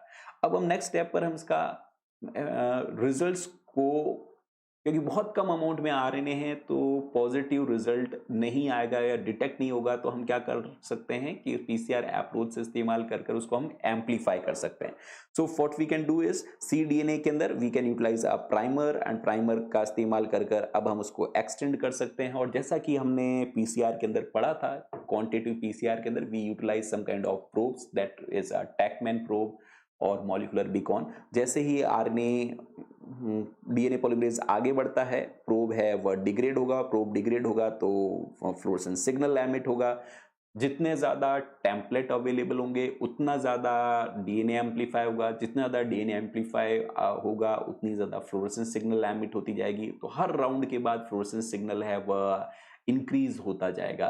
एक थ्रेशोल्ड लेवल से फ्लोरोसेंस एमिशन बढ़ जाए तो हम रिजल्ट को पॉजिटिव मानेंगे कि वो पर्टिकुलर RNA है वहां पर अवेलेबल है। That is basically the principle behind RT-PCR। So एक थ्रेशोल्ड लेवल हमने दिया और थ्रेशोल्ड लेवल से RNA का लेवल बढ़ गया तो we will say that the result is positive. If it is below that threshold level we will say that result is negative. So this is how you are utilising a reverse transcriptase PCR। ठीक है, RNA किसी भी तरीके का RNA अगर मौजूद है उसके अगेंस्ट हमने प्राइमर लिया, अगर वो मौजूद है तो उसे cDNA जरूर बनेगा। cDNA अगर बना तो अब cDNA बना या नहीं बना, क्योंकि बहुत लो अमाउंट में डिटेक्ट करना पॉसिबल है, उस cDNA को हम क्या करते हैं, प्राइमर का इस्तेमाल कर कर एम्पलीफाई करने की कोशिश करते हैं। पर एम्पलीफिकेशन के वक्त हम साथ में एक प्रोब लेकर चलते हैं, वो प्रोब के साथ क्वेंचर जुड़ा हुआ होता है। जैसे ही डीएनए पॉलीमरेज यहाँ पर आगे बढ़ेगा अपनी 5 प्राइम 3 प्राइम एक्सोन्यूक्लियस एक्टिविटी की वजह से, प्रोब के अंदर जो फ्लोरोक्रोम है उसको क्वेंचर से अलग कर देगा, और फ्लोरोक्रोम जैसे ही क्वेंचर से अलग होगा, फ्लोरोसेंस सिग्नल है वो एमिट होना शुरू हो जाएगा। हर राउंड के बाद फ्री फ्लोरोक्रोम की अमाउंट बढ़ती जाएगी, फ्लोरोसेंस स्टिमुलस बढ़ता जाएगा, जिसकी वजह से हम क्वांटिफाई कर पाएंगे। एक थ्रेशोल्ड लेवल से ज्यादा क्वांटिफाई होते ही we will say that result is positive. So चाहे टारगेट मैसेंजर आरएनए को पता करना हो, आरआरएनए को पता करना हो, वायरल आरएनए को पता करना हो, we can utilise this kind of PCR, that is referred to as reverse transcriptase PCR. PCR को समझने के लिए थोड़ा सा रियल टाइम पीसीआर या रिवर्स ट्रांसक्रिप्टेज पीसीआर जो हमने पीसीआर में पढ़ा है उसको वापस पढ़ लेना कि what are the molecular beacon probes, क्योंकि मॉलिक्यूलर बीकॉन प्रोब्स इसी तरीके से आकर हाइब्रिडाइज होते हैं, किस तरीके से वो काम करते हैं। उसके अलावा स्कॉर्पियन प्रोब्स के बारे में भी आपने पढ़ा होगा, टैकमैन प्रोब के बारे में भी आपने पढ़ा होगा, ठीक है। So coming to the advantages of reverse transcriptase PCR, the one we can say important advantage of using reverse transcriptase PCR is this is highly sensitive. Low amount of RNA sample is there, then also it can be detected. It is highly quantitative, that is we can also assess the level of expression because more RNA would be there, very rapidly threshold level would be achieved. The results could be reproduced again and again. Basically, this approach is one of the best approach for a qualitative as well as quantitative detection of an RNA level. So, बहुत sensitive approach भी है, qualitative और quantitative दोनों ही ऐसे इसमें किया जा सकता है।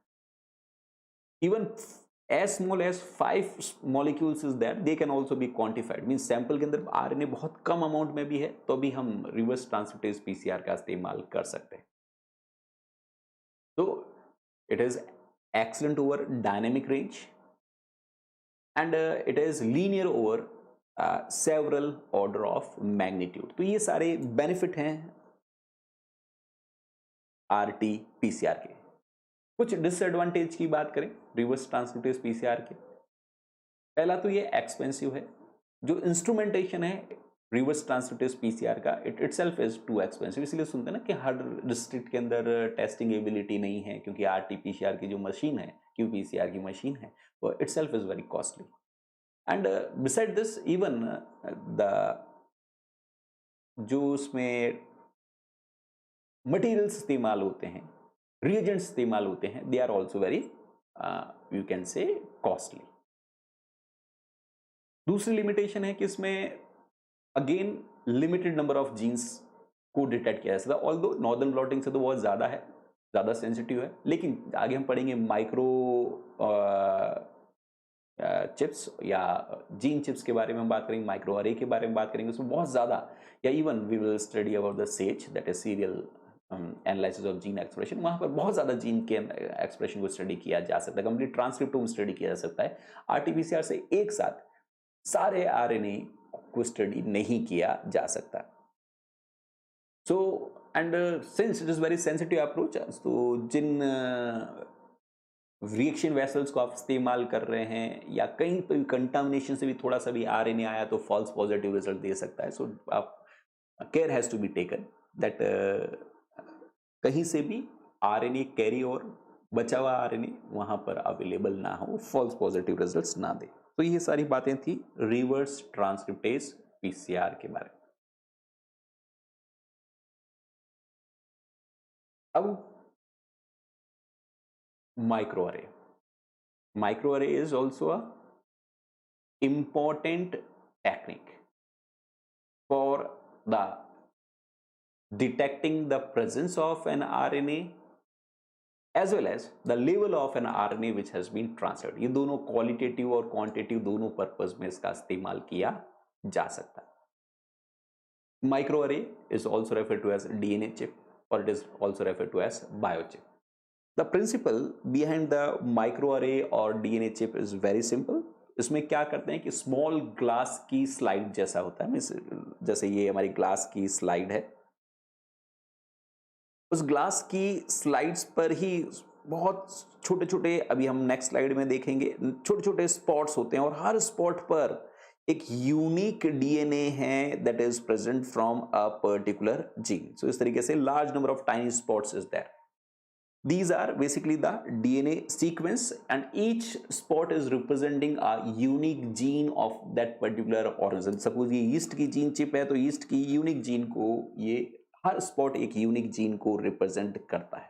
So basically DNA microarray are the microscopic slides that are printed with thousands of small spots and every spot position contains a DNA sequence which represent a one unique gene. ठीक है, यहां तक बात. आगे बात करते हैं. तो ये डायग्रामेटिक रिप्रेजेंटेशन है. स्मॉल चिप है, एक स्लाइड के ऊपर, ग्लास स्लाइड के ऊपर हो सकती है. स्मॉल स्लाइड्स में कई सारे स्पॉट्स है और हर स्पॉट के अंदर, किसी भी एक स्पॉट के अंदर बात करें तो इस तरीके से सिंगल स्टैंडर्ड डीएनए होगा. There would be a single standard DNA, a picomole of single standard DNA would be there. हर स्पॉट की अगर बात करें तो there would be a single standard DNA. Single copy नहीं है, उस सेम डीएनए की मल्टीपल कॉपीज है. So each spot contains a picomoles of a specific DNA sequence और इनको हम क्या कहते हैं, प्रोब.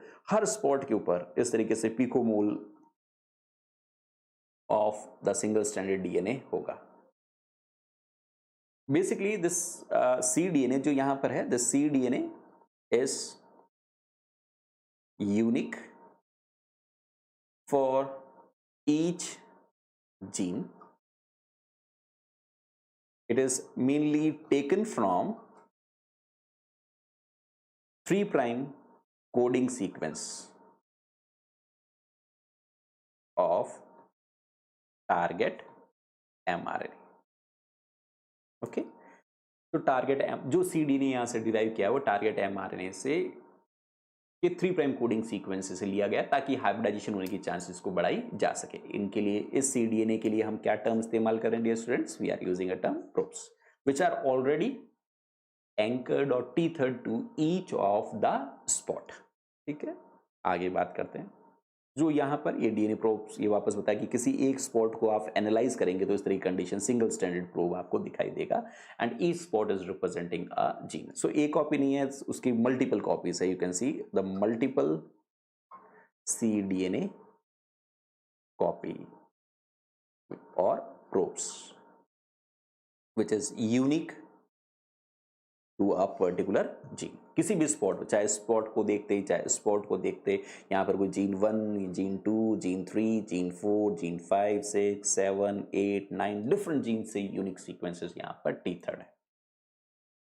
अब माइक्रो अरे एनालिसिस करने के लिए इनिशियल अप्रोचेस बिल्कुल जैसा हमने नॉर्दर्न ब्लॉटिंग में पढ़ा उसी तरीके से. फर्स्ट हम आरएनए को आइसोलेट करेंगे. आरएनए को आइसोलेट करने का पूरा प्रोसीजर वही है कि जो भी हमारे पास एनिमल सेल से टिश्यूज ले रहे हैं, एनिमल सेल कल्चर से हम आरएनए को आइसोलेट करना चाहते हैं, माइक्रोबियल कल्चर से हम आरएनए को आइसोलेट करना चाहते हैं. सबसे पहला स्टेप होगा कि ग्वानिडियम फिनॉल ट्रीटमेंट देंगे. फिर उसके बाद उसमें क्लोरोफॉर्म ऐड करेंगे जिससे फेस सेपरेशन हो जाएगा. फिर उसके बाद एक्सट्रैक्शन या प्रेसिपिटेशन करने के लिए हम चिल्ड आइसोप्रोपेनॉल का इस्तेमाल करेंगे ताकि आरएनए का पैलेट बन जाए और इस आरएनए पैलेट को वापस सूटेबल बफर के अंदर वापस रीसस्पेंड करेंगे. एक बार टोटल आरएनए आइसोलेट हो गया, इस टोटल आरएनए में से हम मैसेंजर आरएनए को सेपरेट आउट कर सकते हैं. और मैसेंजर आरएनए को सेपरेट आउट करने का तरीका क्या है?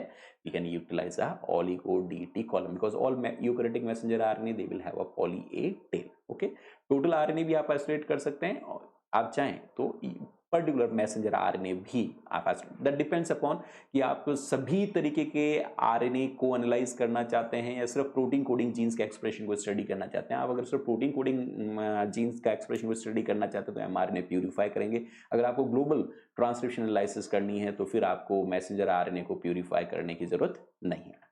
आगे बात करते हैं. एक बार हमारे पास मैसेंजर आरएनए आ गया. मैसेंजर आरएनए आते ही सभी मैसेंजर आरएनए पर पॉली ए टेल होती है.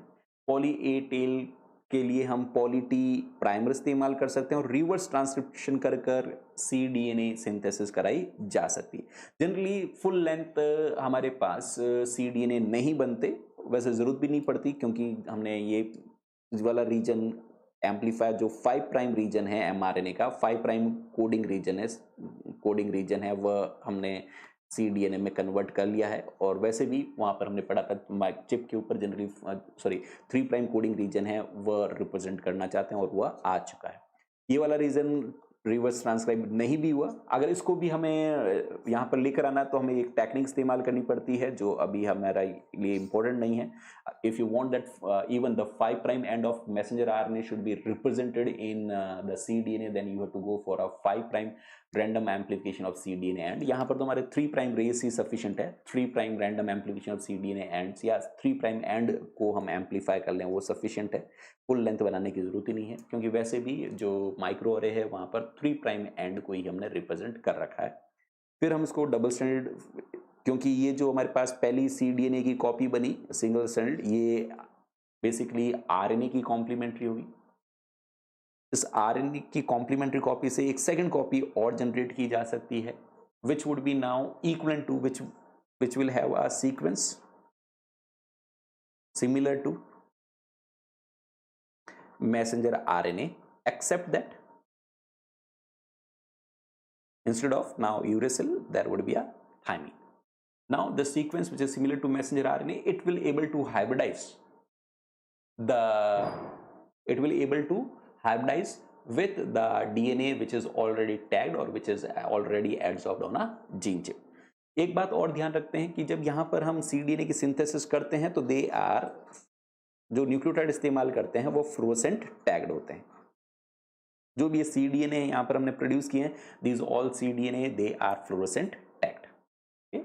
जितने भी RNA थे, RNA के 3 प्राइम एंड से हमने cDNA बना लिए और ये सारे cDNA कैसे हैं, फ्लोरोसेंट टैग्ड। यानी रिवर्स ट्रांसक्रिप्शन करने, रिवर्स ट्रांसक्रिप्टेज एंजाइम जब रिवर्स ट्रांसक्रिप्शन कर रहा है, जब डबल स्टैंडर्ड cDNA बना रहा है, तो न्यूक्लियोटाइड हम कैसे दे रहे हैं, नॉर्मल न्यूक्लियोटाइड देने की बजाय यहाँ पर हम फ्लोरोसेंट टैग, जैसे Cy5 टैग्ड न्यूक्लियोटाइड या Cy3 टैग्ड न्यूक्लियोटाइड्स हैं, वह यहाँ पर दी जा सकती है। एक बार हमारे पास फ्लोरोसेंट टैग बन गए, फ्लोरोसेंट cDNA टैग हो गया। Each fluorescent tag represent basically, it represents messenger RNA. It is allowed to hybridize with an array. Array के अंदर हमने पढ़ा है कि हाइब्रिडाइजेशन के लिए RNA अवेलेबल है, picomoles of an RNA is available. जैसे ही हम cDNA को यहाँ पर डीनेचुरेट कर कर यहाँ पर हाइब्रिडाइजेशन करते हैं, डेफिनेटली जहाँ कहीं पर भी कॉम्प्लीमेंट्री सीक्वेंसेस होगी उन जगहों पर ही जाकर हाइब्रिडाइज जरूर होगा। If it finds some kind of complementary sequences, it will get hybridized. So किसी न किसी स्लॉट पर हाइब्रिडाइज होगा, बाकी जगहों पर हो सकता है ये हाइब्रिडाइज ना हो, पर जहां पर इसको कॉम्प्लीमेंट्री सीक्वेंसेस मिलेगी वहां पर जाकर ये हाइब्रिडाइज जरूर होगा। तो अगर ये जाकर हाइब्रिडाइज होता है किसी स्लॉट से, इसका मतलब जीन है वो एक्सप्रेस हुआ है। सो जिन जिन स्लॉट्स पर जाकर ये हाइब्रिडाइज हो रहा है, उन स्लॉट्स पर जो भी जीन्स हैं उनका एक्सप्रेशन हुआ। पता कैसे चलेगा कहाँ हाइब्रिडाइज हुआ, क्योंकि ये जो cDNA वो कैसे हैं, फ्लोरोसेंट टैग्ड है, इसलिए आसानी से पता किया जा सकता है। तो आप देख सकते हैं जहां जहां हाइब्रिडाइजेशन होगा वहां से आपके पास फ्लोरोसेंट सिग्नल एमिट होना शुरू हो जाएगा। सो स्लॉट नंबर 5 से फ्लोरोसेंट सिग्नल आया, 6, 7, 8, 9 पर वापस नहीं आया, 10, 11, 12, 13 से वापस सिग्नल आया। इसका मतलब जीन जो 5th स्लॉट में है, जीन जो ईस्ट का अगर ये जीन चिप है तो जीन का 5th जीन और 13 जीन है वह एक्सप्रेस हो रहा है। ओके, हम माइक्रो अरे से डिफरेंशियल जीन एक्सप्रेशन भी कर सकते हैं। दो अलग अलग कंडीशंस में जो जीन एक्सप्रेशन है उसको इन्वेस्टिगेट कर सकते हैं। अब that could be, differential expression could be different tissues में कौन कौन से जीन एक्सप्रेस हो रहे हैं, वो different developmental stage, different conditions, कुल मिलाकर what we can do is we can go for a differential expression of genes. इसके लिए हमें क्या करना पड़ेगा कि हमारे पास 2 सैंपल होने चाहिए। there could be a sample 1 and there could be a sample 2. Let's say sample 1 is from a liver and sample 2 is from a kidney. और हम ये स्टडी करना चाहते हैं कि ऐसे कौन से जीन्स हैं जो लीवर में एक्सप्रेस हो रहे हैं, एडल्ट लीवर में, और ऐसे कौन से जीन्स हैं जो लीवर किडनी में एक्सप्रेस हो रहे हैं। तो लीवर सेल से भी हमने टोटल एमआरएनए आइसोलेट किए, किडनी सेल से भी हमने टोटल एमआरएनए आइसोलेट किए, एमआरएनए से हमने सीडीएनए यहाँ पर बनाए, और जो सीडीएनए बनाए उसके अंदर जो न्यूक्लियोटाइड्स दिए वह साई3 लेबल थे, यानी ग्रीन कलर की थे। जो किडनी से मैसेंजर आरएनए जिस ट्यूब टेस्ट ट्यूब में उससे हमने सीडीएनए बनाए, तो उस दौरान जो फ्लोरोसेंट डाई इस्तेमाल की दैट इज साई5 670 nm पर अपना एमिशन शो करती है, वो रेड कलर का फ्लोरोसेंस। अब इन दोनों ही प्रोब्स को the cDNA from a source 1 and cDNA from a source 2, they are mixed, उनको मिक्स किया और it is applied on chip, gene chip पर अप्लाई किया, फिर वॉश स्ट्रिंजेंट वॉशिंग की ताकि एक्सेस सीडीएनए वहां से हट जाए। कुछ जगहों से आपके पास अब ग्रीन कलर का एमिशन हो रहा है। ग्रीन कलर का एमिशन होने का मतलब, ग्रीन कलर का मतलब these are the genes which are being expressed in a liver.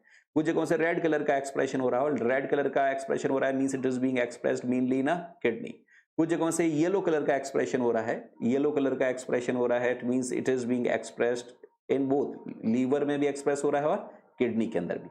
और जहां से कोई एक्सप्रेशन सिग्नल नहीं मिल रहा है, इसका मतलब that these genes they are not be expressed. So इस तरीके से रेड कलर टिश्यू 1 के लिए हो सकता है, ग्रीन कलर को टिश्यू 2 के लिए हो सकता है, येलो कलर इन दोनों को मर्ज होकर भी हो सकता है, ब्लैक कलर का स्पॉट आ रहा है, कोई कलर वहां से नहीं है आ रहा है, इसका मतलब वो जीन उस पर्टिकुलर टिश्यू में या उस पर्टिकुलर कंडीशन में एक्सप्रेस नहीं हो रहा है। ओके, सो येलो स्पॉट का मतलब क्या है? येलो स्पॉट का मतलब दो these genes they are express under both conditions. एक एग्जाम्पल के तौर पर कि let's say we want to study the differential expression of the genes in a cancer cell and normal cell. तो हमने क्या किया, कैंसर सेल से भी टोटल एमआरएनए आइसोलेट किए, नॉर्मल सेल से भी हमने टोटल एमआरएनए आइसोलेट किए। ओके, दोनों तरीके के एमआरएनए आइसोलेट किए। जो हमने कैंसर सेल से एमआरएनए आइसोलेट किए, सपोज उसको हमने साई5 टैग किया, और जो हमने नॉर्मल सेल से आइसोलेट किए उनको सपोज साई3 से टैग किया। साई3 ग्रीन कलर की फ्लोरोसेंस देगी और साई5 है वह रेड कलर की फ्लोरोसेंस देगी। इन दोनों को हमने मिक्स किया और इनको हमने माइक्रो अरे के साथ हाइब्रिडाइज किया, स्ट्रिंजेंट वॉशिंग की ताकि एक्सेस प्रोब हट जाए। तो अब हमें पता होना चाहिए कि रेड कलर क्या दे रहा है और ग्रीन कलर का सिग्नल क्या दे रहा है। तो हमने क्या किया था, नॉर्मल सेल के लिए हमने इस्तेमाल किया था, नॉर्मल सेल्स के लिए हमने इस्तेमाल किया था साई3, जो कि किस तरीके की फ्लोरोसेंस दे रहा है, ग्रीन। देखें अब क्या कलर लिया था, वापस एक बार चेक कर लेते हैं। नॉर्मल सेल्स के लिए, नॉर्मल सेल्स के लिए साई3 हमने इस्तेमाल किया था, साई5 हमने इस्तेमाल किया था कैंसर सेल के लिए, जो कि रेड कलर की फ्लोरोसेंस देता है। अब वो हमारे ऊपर डिपेंड करता है कि हम कौन सा कलर कहां पर इस्तेमाल करें, रेगुलर सेल के लिए कौन सा, कैंसर सेल के लिए कौन सा। तो इस कंडीशन पर हम ये कह सकते हैं कि जहां कहीं पर भी ग्रीन कलर आ रहा है, it means it is due to साई3, एंड साई3 basically it is representing a normal condition. जहां कहीं पर भी रेड कलर आ रहा है, so it is due to a साई5, एंड साई5 means it is representing a cancer condition. और येलो कलर आ रहा है, इसका मतलब these are gene which is expressed in normal conditions as well as under cancer cell conditions. So genes which are expressed only in a normal condition but not expressed in cancer cells, probably these are the tumor suppressor gene. Genes which are being expressed in a cancer cell but not being expressed in normal cells, or expression is lower, then probably these are the proto-oncogenes or oncogenes. And the genes which are expressed in both the conditions, they do not have any, we can say, direct role in the development of cancer. So in this way you can go for a differential expression of the genes. Okay, so coming to the advantage of microarray, in microarray you can carry out a differential expression of large number of genes together. Even complete transcriptome analysis could be done. Okay, transcriptome analysis can be done. 1,000 genes or 10,000s of genes of that particular organisms could be compared together. Okay, it is high throughput, efficient, quantitative method, not only detecting the transcript but also it can assess the abundance of transcript, means it can carry out a quantitative estimation as well. In this, since we are using a cDNAs, the cDNAs they are fluorescent tagged, we are not using radio labeled probes, so that is also safer for the health of a researcher. In case of northern blot, we were utilizing our radioisotopes. Even in RNase protection assay, we were using radioisotopes. Okay, so these are the advantages. If we come to the limitation of microarrays, this is comparatively expensive, because we have to purchase this microarray from some company, and cost for this chip is comparatively very high, and further the cost of chip is high, and further this production of cDNA and using fluorescent tags like Cy3 and Cy5 make this process comparatively more expensive. It is difficult to control the quality and quantity control. Even the analysis and interpretation may look simple on these slides, but it is comparatively very difficult that what Cy3 by Cy5 ratio should be there so that we can assess the quantitative estimation. Okay, so these are the limitations of microarray.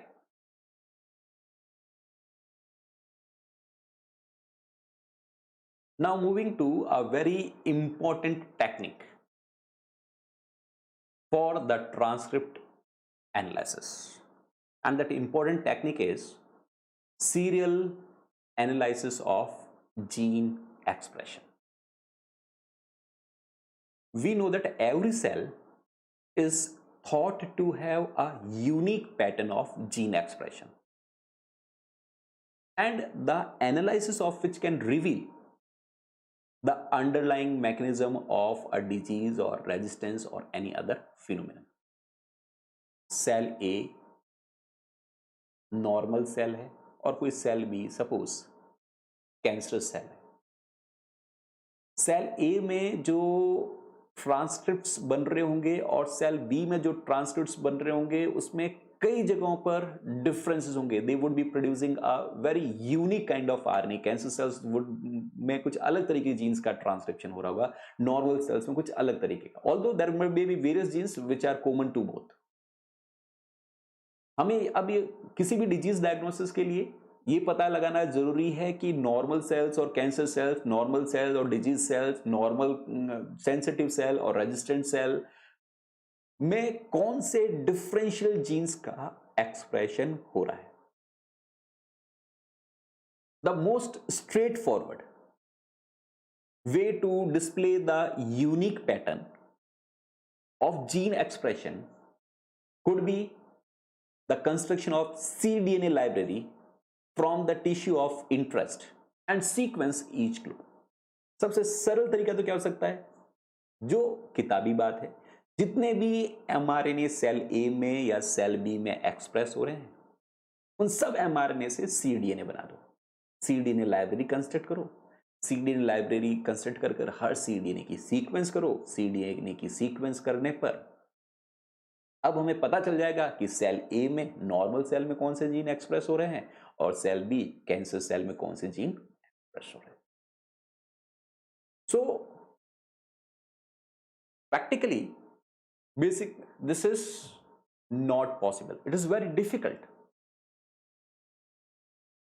To study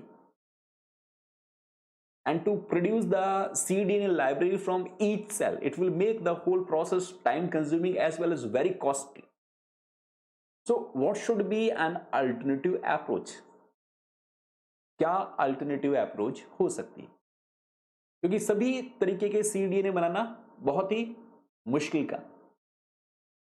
full length cDNA बनाने की बजाय short cDNA produce किए जा सकते हैं, unique cDNA tags produce किए जा सकते हैं. And here comes the solution, revolutionary technique refer to as serial analysis of gene expression. Serial analysis of gene expression में हमें फुल लेंथ cDNA कंस्ट्रक्ट करने की जरूरत नहीं है. इस टेक्निक के अंदर जो रिसर्चर है, it is going to produce only a very small short length unique fragments of a express gene. Full length बनाने की बजाय एक short unique sequences investigator produce करेगा, जिन्हें हम कहते हैं सेज टैग। एंड ये सेज टैग, जितने ज्यादा एमआरएनए होंगे उतने ज्यादा यूनिक सेज टैग बनेंगे। जितने ज्यादा सेज टैग है उससे हम क्वांटिटेटिव असेसमेंट भी कर सकते हैं कि उस पर्टिकुलर ट्रांसक्रिप्ट का कितना प्रोडक्शन हो रहा है। तो दो बातें इंपॉर्टेंट है, पहले तो फुल लेंथ सीडीएनए बनाने की बजाय सेज टैग बनाएंगे जो बहुत शॉर्ट ओलिगोन्यूक्लियोटाइड है, लगभग 10 न्यूक्लियोटाइड के आसपास, दे आर यूनिक। और दूसरा, एक एमआरएनए तो एक सेज टैग होगा, 10 एमआरएनए बने हैं उस जीन से तो 10 उस तरीके के सेज टैग होंगे। 1000 अगर एमआरएनए प्रोड्यूस हो उस जीन से तो 1000 सेज टैग हुए। तो सेज टैग है या नहीं उसकी प्रेजेंस एक्सप्रेशन को बताएगी, और what is the quantity of the sage tag, this will give a quantitative estimation of the expression. Okay, so with in this information आगे बात करते हैं। दूसरा, ये जो सीडीएनए लाइब्रेरी की बजाय हम जो सेज लाइब्रेरी बनाने वाले हैं, इसके लिए हमें पहले से ही किसी प्रियर इंफॉर्मेशन की रिक्वायरमेंट नहीं है। So we do not need to have any kind of prior information that which kind of gene is expressed in a cell of interest. जो भी जीन होगा उसको हम आइडेंटिफाई कर लेंगे। So जो सेज है, इससे हम उन जीन्स के बारे में भी पता कर सकते हैं जो कि कन्वेंशनल टेक्निक से पता नहीं कर सकते, या जिसको प्रीवियसली कैटेगराइज नहीं किया गया। जो सेज हमारे पास टैग आएंगे कि ये किस जीन से आया, ये तो हमने पता ही नहीं किया, उसको जब हम एनालिसिस करेंगे तो पता लगेगा अच्छा this is the also gene which is being expressed under a cancer condition. So basically says tag अगर वहां पर अवेलेबल है तो वह एक्सप्रेशन है या नहीं उस पर्टिकुलर जीन का वो बताता है। और जो सेज टैग नंबर्स, यानी कितनी बार वह सेज टैग वहां पर रिपीट हुआ है, उससे हमें पता चल जाएगा abundance of a corresponding transcript. Okay, so sage tag and sage tag number अभी थोड़ा और क्लियर हो जाएगा।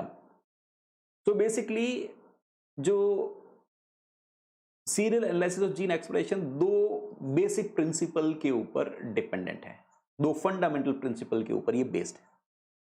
First is here, instead of producing a full length cDNA, we produce a short, almost around 10 to 11 oligonucleotide fragment from the transcript.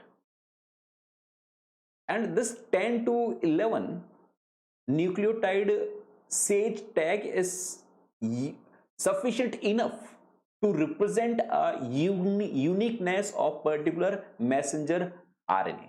So what we are saying is that कि 10 base pair का, और 10 base pair का मतलब the chances, कितने probable combinations बनते हैं, 10 power 4 तरीके के कॉम्बिनेशंस बनते हैं। और मोर एक्यूरेटली अगर 1 बेस पेयर का है तो 1 raise to power 4, 2 base pair का है, कितने टोटल पॉसिबल कॉम्बिनेशंस बनेंगे, तो we can say 4 raise to power 10 different combinations बनेंगे। Even if you take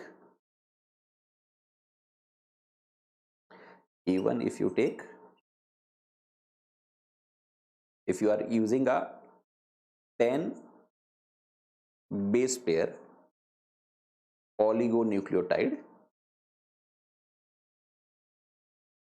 then also 4 into 10 power 10 combinations would be produced, and there are only 30,000 genes अगर human में भी बात करें तो। So it is almost improbable that it will bind to any non target mRNA. 10 nucleotide की sequence, कोई एक particular sequence वह दूसरे एमआरएनए में भी एग्जैक्ट ऐसी हो, इसकी प्रोबेबिलिटी ट्रिलियंस में एक बार होगी, जबकि यहां तो सिर्फ 25,000 एमआरएनए और 25,000 एमआरएनए में वो वापस रिपीट हो जाए उसकी चांसेस बहुत रेयर है। So first principle is that do not synthesize full length cDNA. Synthesize जो भी हमारा mRNA है उस mRNA से प्राइमर का इस्तेमाल कर सिंथेसाइज ओनली अ शॉर्ट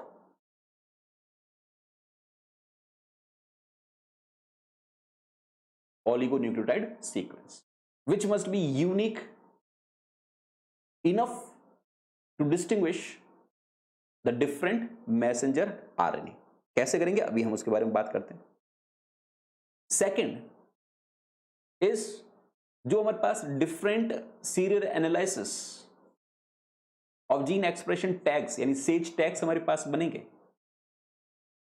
उन सब सेज टैग को अलग अलग प्लाज्मिड में क्लोन करने की बजाय उन सेज टैग्स को पहले हम डाई टैग्स बनाएंगे और इन डाई टैग्स को फिर हम कॉन कैटामराइज कर देंगे और एक प्लाज्मिड पर लगभग 30 to 35 डिफरेंट सेज टैग्स को प्लेस कर लेंगे. So one plasmid it will have a concatemerised 30 to 35 SAGE tags. 30 से 35 सेज टैग्स होंगे ताकि क्लोन करना आसान होगा. क्लोनिंग करेंगे, क्लोनिंग करने के बाद सीक्वेंस करेंगे और सीक्वेंस कर एनालिसिस करेंगे कि वह पर्टिकुलर यूनिक ऑलिगोन्यूक्लियोटाइड सीक्वेंस किस पर्टिकुलर जीन से आया है. सो ऐसा करने हर एक टैग को अलग प्लाज्मिड पर रखते हैं तो हमारे पास जो नंबर ऑफ प्रिपरेशन हमें प्रोड्यूस करनी पड़ती है वो काफी ज्यादा होती है. तो इससे हम नंबर ऑफ क्लोन्स जो मेंटेन करने हैं वह कम कर सकते हैं और हमें बार बार सीक्वेंस नहीं करनी पड़ेगी. एक हमने प्लाज्मिड में से सेज कैसेट है उसको भी हमने सीक्वेंस किया तो 30 से 35 डिफरेंट ट्रांसक्रिप्ट के बारे में हमें इंफॉर्मेशन मिल जाएगी. सो इस चीज को समझने के लिए कि how we go for a serial analysis of gene expression, what steps they are followed, उसके बारे में हम बात करते हैं.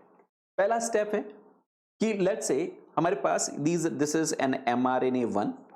लेट्स से ये mRNA है, ये mRNA2 है, ये mRNA3. पहला स्टेप है cDNA प्रोड्यूस करना. So using a poly T primer, a short cDNA is being produced. ये mRNA काफी बड़ा हो सकता है. लो चलो मैं थोड़ा और डायग्राम ऐसे कर लेता हूं. हम क्या कर रहे हैं, इससे शॉर्ट cDNA प्रोड्यूस कर रहे हैं. पहले हमारे पास सिंगल स्ट्रैंडेड cDNA बना, सिंगल स्ट्रैंडेड cDNA को फिर हमने डबल स्ट्रैंडेड cDNA में कन्वर्ट कर दिया. और जो हमारे पास अब ये these cDNA that is cDNA type 1, cDNA type 2, cDNA type 2, 3, इन सब cDNA को क्लोन करना, सीक्वेंस करना बहुत मुश्किल वाला काम है. इन सब cDNA को लाइब्रेरी में मेंटेन करना बहुत मुश्किल वाला काम है. तो अब complete full length cDNA library यहां पर जनरेट नहीं करेंगे. जो भी डिफरेंट cDNA हमने ऑब्टेन किए हैं, these all cDNA they are tagged to a magnetic beads. Magnetic beads पर हमने उसको टैग कर लिया.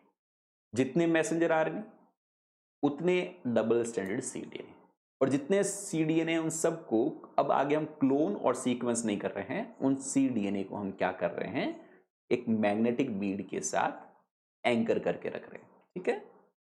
Next step, now these cDNA they are subjected to a restriction digestion. और यहां पर हम कुछ इस तरीके का रेस्ट्रिक्शन एंजाइम इस्तेमाल करते हैं जो कि फ्रीक्वेंट कटर हो. फ्रीक्वेंट कटर का मतलब जिसकी रिकॉग्नाइजेशन साइट जीनोम में ज्यादा बार आती हो. इसके लिए हम कोई 4 बेस पेयर कटर ले सकते हैं. 4 बेस पेयर कटर लेंगे तो उसकी प्रोबेबिलिटी होगी कि it will come 1 in 256. So most often जो रेस्ट्रिक्शन एंडोन्यूक्लियस इस्तेमाल किया जाता है cDNA की लेंथ को छोटा करने के लिए, दैट इज एन NLA3. इस रेस्ट्रिक्शन एंडोन्यूक्लियस को एंकरिंग एंजाइम भी कहते हैं. Let's say means it basically recognize this NLA1, it recognize a sequence, somewhat sequence like C, A, T, G, G, T, A, C. इस तरीके के sequence को ये रिकॉग्नाइज करता है और यहां पर कट लगा देगा. इससे पहले इधर की तरफ और इधर की तरफ कट लगा देगा. ओके. सो सपोज NLA1 की साइट यहां पर कहीं पर थी, इसमें इस जगह पर कहीं पर थी, इसमें इस जगह पर कहीं पर थी, उस जगह पर ये कट लगा देगा. इस DNA को हमने cDNA को रिजेक्ट कर लिया. डाइजेशन किया हमने NLA3 के साथ. तो अब हमारे पास शॉर्ट cDNA आ गए. Okay, this could be cDNA1, this is cDNA2 and this is cDNA3. They may be in a variable length. जहां पर उनको कट, तो इस फ्रीक्वेंट कटर को जिसको हम इस्तेमाल कर रहे हैं which is most often 4 base pair cutter, इस फ्रीक्वेंट कटर से हम क्या कर रहे हैं कि उस रीजन को हटा देते हैं जो एंकर्ड नहीं है. जो एंकर्ड रीजन है वो अभी भी मैग्नेटिक बीड पर लगा हुआ है. तो cDNA पहले भी हमने वैसे फुल लेंथ cDNA बनाया नहीं था, सिर्फ 3 प्राइम एंड को एक्सटेंड किया था. उसमें भी अब रीजन है जो हम इस्तेमाल कर रहे हैं वह बहुत छोटा है. अब हमारे पास इस तरीके से जो cDNA 1 2 3 4 5 6 7 8 जो 9 10 डिफरेंट तरीके के cDNAs हैं, इन डिफरेंट cDNAs को दो ग्रुप के अंदर डिवाइड कर लेते हैं. These different cDNAs they are divided into 2 groups.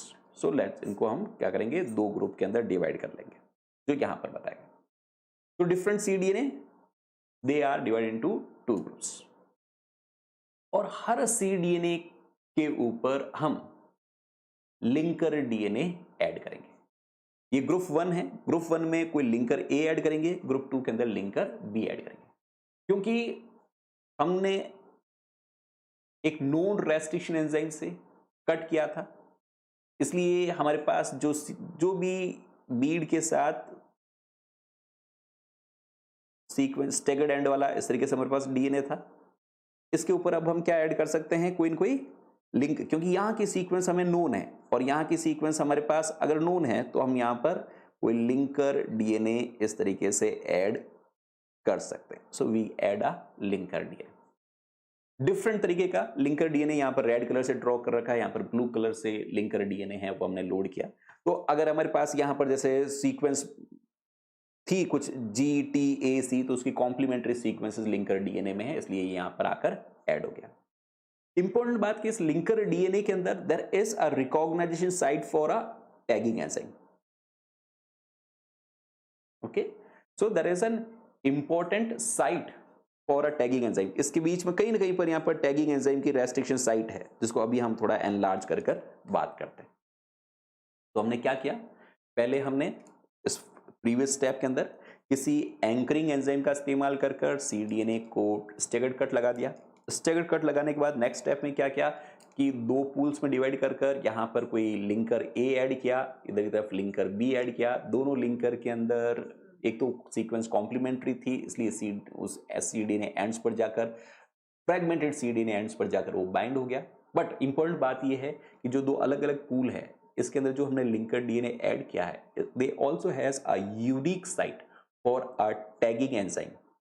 So tagging enzyme basically it is a restriction endonuclease type 2, but it is somewhat different that it do not cleave at the recognition site. It put a cleavage after a recognized restriction site is almost you can say around 10 to 11 nucleotide downstream of the recognition site. So tagging enzyme is a restriction enzyme belonging to a type 2 variant form, because normally most of the type 2 they cut at the specific site, but it is type 2 variant type 2S where the recognition site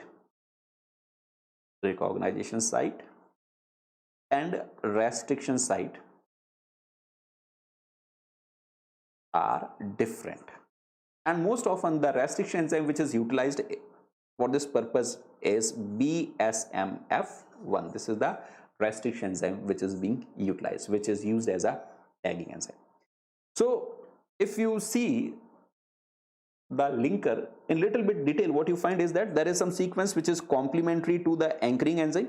That's why this linker add, and prior to this, upstream of this, there is the site for a tagging enzyme. This is the site which would be recognized by a tagging enzyme, and from tagging enzyme, for example, we are going to use a BSM1. And then there is in further upstream, the linker has a unique site for binding of some primer, let's say primer A. Similarly, linker B, also this site and this site is common. Only the difference is that it is having further upstream, that is having a binding site for a primer B. So दो अलग अलग test tube है, दोनों test tube के अंदर जो हमने anchoring enzyme से कट किया था, जो स्टग्ड एंड बने थे उसके ऊपर लिंकर जोड़ दिए। जो हम नए लिंकर जोड़ रहे हैं टेस्ट ट्यूब 1 में या टेस्ट ट्यूब 2 के अंदर, इन लिंकर के अंदर एक और रेस्ट्रिक्शन एंजाइम की साइट भी है, उस रेस्ट्रिक्शन एंजाइम को हम कह रहे हैं टैगिंग एंजाइम। और दूसरा, इसके फर्दर अपस्ट्रीम में जाएं तो लिंकर डीएनए के अंदर टेस्ट ट्यूब 1 के अंदर प्राइमर 1 की बाइंडिंग साइट है और टेस्ट ट्यूब 2 के अंदर प्राइमर 2 की बाइंडिंग साइट है। इंपॉर्टेंट बात कि जो अब यहां पर हम जो एंजाइम टैगिंग एंजाइम इस्तेमाल करने वाले हैं, टैगिंग एंजाइम जिस साइट को रिकॉग्नाइज करता है उस साइट पर कट नहीं लगाता, उसके डाउनस्ट्रीम में कट लगाता है। ठीक है, अब आगे हम बढ़ते हैं। तो नेक्स्ट स्टेप में अब एक्चुअल सेज टैग्स है वो प्रोड्यूस हो जाएंगे। सो सेज टैग को प्रोड्यूस करने के लिए अब हम यहां पर टैगिंग एंजाइम का इस्तेमाल करते हैं। और टैगिंग एंजाइम कौन सा इस्तेमाल करेंगे? BSMF1। कैसे? इसको समझने के लिए कि suppose this is the site जिसको टैगिंग एंजाइम ने पहचाना, इस साइट को पहचाना, और उसके डाउनस्ट्रीम में यहां पर 10 से 11 न्यूक्लियोटाइड के बाद कट लगा दिया, इसके बाद यहां पर कट लगा दिया, इसके बाद यहां पर कट लगा दिया, इसके अंदर भी साइट थी, इसके बाद इस जगह पर कट लगा दिया, इसके बाद इस जगह पर कट लगा दिया, इसके बाद इस जगह पर कट लगा दिया। तो अब हमारे पास क्या बन जाएंगे? 10 to 11 न्यूक्लियोटाइड के शॉर्ट सेज टैग प्रोड्यूस होंगे। So what we are saying is that this is the site where this enzyme is binding. Enzyme is BSMF1, जो इस जगह पर कहीं पर आकर बाइंड हो रहा है। और साइट जो कट लगाने की साइट है वो this is somewhere different, this is the site. So around इस वाली साइड से 10 to 11 न्यूक्लियोटाइड डाउनस्ट्रीम में कहीं पर कट लगा रहा है। ठीक है, तो अब हमारे पास फाइनली cDNA का ये वाला रीजन ही वह रिप्रेजेंट होगा, ये वाला रीजन अब रिप्रेजेंट नहीं होगा, और इन शॉर्ट टैग्स को हम सेज टैग कहेंगे। ऐसा इधर की तरफ भी होगा, इधर कट लगेगा, इसको हमने रिवर्स कर बता दिया, मतलब इसको आप देखें कि इस तरीके से घुमा दिया हमने, घुमाकर इस तरीके से रिप्रेजेंट कर दिया। बात यह कि अब यहां पर प्राइमर B की बाइंडिंग साइड है, इधर प्राइमर A की साइड है। So this is the tag region, ये tag, this is a unique, this is we can say representation of DNA cDNA1 and this is representation of a cDNA2. cDNA1 represents a messenger RNA1, cDNA2 represents a messenger RNA2। यहां तक बात समझ में आई? तो अब हमने क्या किया? पहले हमने एंकरिंग एंजाइम का इस्तेमाल किया, अब हम टैगिंग एंकरिंग एंजाइम तो स्पेसिफिक जगह को रिकॉग्नाइज करता था, वहीं कट करता था। जो टैगिंग एंजाइम है वो डाउनस्ट्रीम में कट करता है, जिसकी वजह से अब cDNA का 10 to 11 न्यूक्लियोटाइड का यूनिक पोर्शन यहां पर आया, and this is could be referred to as SAGE1, this could be referred to as SAGE2।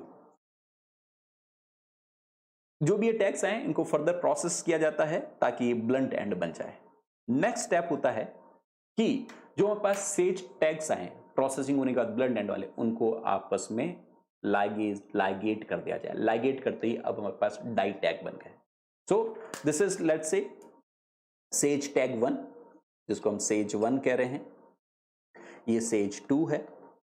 In SAGE1 के एक तरफ प्राइमर 1 है, ये टेस्ट ट्यूब 1 में था, ये टेस्ट ट्यूब 2 में था। जो SAGE1 टैग 1 और SAGE टैग 2 आए, इनको ब्लंट एंड लाइगेशन करा। लाइगेशन करते ही अब हमारे पास डाई टैग आ गए। डाई टैग का भी ये फायदा कि इनको हम आसानी से एम्पलीफाई कर सकते हैं यूजिंग अ PCR। इधर की तरफ कोई प्राइमर A लगाया, इधर की तरफ कोई प्राइमर B लगाया, जिससे हम इनकी मल्टीपल कॉपीज, डाई टैग की मल्टीपल कॉपीज है वो प्रोड्यूस कर सकते हैं। तो each ditag is representing a 2 unique transcripts. ये तो सिर्फ एक पोर्शन हुआ। इस तरीके से हम कई सारे और डाई टैग्स प्रोड्यूस कर सकते हैं। ठीक है, तो जितने ज्यादा डाई टैग हमारे पास प्रोड्यूस हुए, इन डाई टैग्स को हम, जो डिफरेंट डाई टैग्स हैं, उन डाई टैग्स को आपस में कौन कैटामराइज कर लगभग 30 से 35 डिफरेंट डाई टैग्स को कौन कैटामराइज कर एक सेज के एसिड बनाते हैं, जिसको हम प्लाज्मिड के अंदर रखने। सो डाई टैग्स जो डिफरेंट आए हैं उनको हम लाइगेट करेंगे, और उनको अब कब किसमें क्लोन करेंगे? दे वुड बी सब क्लोन इनटू अ प्लाज्मिड। ऐसा क्यों पॉसिबल है? क्योंकि जितने भी डाई टैग्स हैं, मतलब टेस्ट ट्यूब A के अंदर खूब सारे मैसेंजर आरएनए होंगे, खूब सारे मैसेंजर आरएनए हैं तो खूब सारे उनसे cDNA बने होंगे टेस्ट ट्यूब 1 में।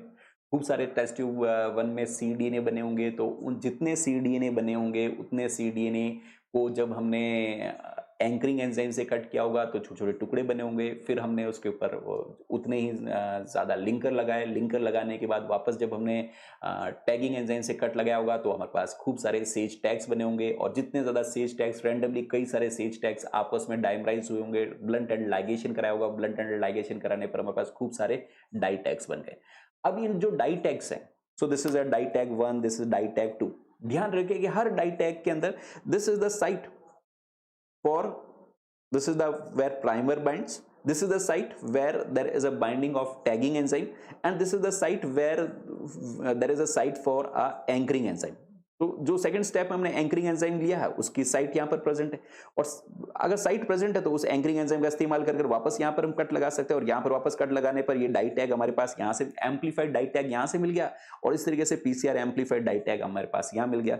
इस डाई टैग की ये वाली सीक्वेंस और ये वाली सीक्वेंस वापस कॉम्प्लीमेंट्री होगी, तो इनको आपस में कौन कैटामराइज कर सकते हैं। इस तरीके से खूब सारे जो डाई टैग्स है उनको हम क्या कर सकते हैं, कौन कैटामराइज कर सकते हैं, ताकि सब क्लोनिंग करना आसान है। तो एक टेस्ट ट्यूब में जितने डाई टैग्स हैं उन सब डाई टैग्स को हम आपस में क्या कर सकते हैं, कौन कैटामराइज करा सकते हैं। So this is the next step. So you can see that this is the concatemerising of, this is one dye tag, this is second dye tag, इस तरीके से थर्ड डाई टैग, इस तरीके से खूब सारे डाई टैग, और हर ditag के अंदर there are various cDNA। Every ditag is representing at least 2 different cDNA। इस तरीके से अब हमारे पास 30 to 35 टैग्स यहां पर प्रेजेंट होंगे। So each you can say sub clone is representing a 30 to 35 unique transcripts। okay, so next step is clone करो plasmid में। क्लोन करने के बाद अब इस हर एक सब क्लोन को सीक्वेंस करो, और सीक्वेंस कर कर पता करो कि ये कौन कौन से जीन एक्सप्रेस हो रहे हैं। Depending upon their representation in the sub clone पता चलेगा कि जीन 1 का एक्सप्रेशन कितना है, 2 का कितना है, 3 का कितना है, 4 का कितना है, लेवल ऑफ एक्सप्रेशन है, वह पॉजिटिव स्ट्रैंड से कितना एक्सप्रेशन हो रहा है, नेगेटिव स्ट्रैंड से, मतलब पूरे जीनोम के अंदर किस किस रीजन से एक्सप्रेशन हो रहा है, उस पूरे ट्रांसक्रिप्टोम एनालिसिस कराई जा सकती है। Okay, so this is the serial analysis of cDNA। Complete genome में से कौन पॉजिटिव स्ट्रैंड से कितने टैग्स सेज टैग्स बने, नेगेटिव स्ट्रैंड से कितने सेज टैग्स बने, इन सब चीजों को एनालाइज किया जा सकता है। ठीक है, एप्लीकेशंस, सबसे सिंपलेस्ट एप्लीकेशन हो सकता है differential gene expression, as well as जैसे हम बात कर चुके हैं, हम कंप्लीट ट्रांसक्रिप्टोम एनालिसिस कर सकते हैं। पॉजिटिव स्ट्रैंड से कितने जीन्स एक्सप्रेस हो रहे हैं, नेगेटिव स्ट्रैंड से कितने ट्रांसक्रिप्ट्स बन रहे हैं, वो पता किया जा सकता है, और डिफरेंशियल एक्सप्रेशन प्रोफाइल से वो तो पता की जा सकती है। जैसे नॉर्मल सेल्स हैं, नॉर्मल सेल से सेज प्रोफाइल बनाई, कैंसर सेल से सेज प्रोफाइल बनाई। आप देख रहे हैं रेड कलर यहाँ पर कम रिप्रेजेंट कर रहा है, रेड कलर यहाँ पर ज्यादा प्रोड्यूस हो रहा है, इसका मतलब red must be a probably over express gene in a cancer cell. इस तरीके से आप देख रहे हैं कि ग्रीन भी यहाँ पर कम प्रोड्यूस हो रहा है, कैंसर सेल में ज्यादा प्रोड्यूस हो रहा है, इसका मतलब this should also be an some kind of oncogene। There may be some genes like yellow and green which are more mainly expressed in normal cell, but they are not being expressed in a cancer cell. It means these must be some kind of tumor suppressor gene। So these could be some of the approaches। So it is a powerful approach। हमें यहाँ पर पूरे cDNA को sequence या clones करने की जरूरत नहीं है। स्मॉल यूनिक रीजन जिन्हें सेज टैग्स कह रहे हैं उनको एनालाइज सीक्वेंस कर रहे हैं, और सेज टैग कितनी बार रिपीट हो रहे हैं उससे हमारे पास एक्सप्रेशन लेवल भी पता चल रहा है कि ज्यादा एक्सप्रेशन या कम एक्सप्रेशन है।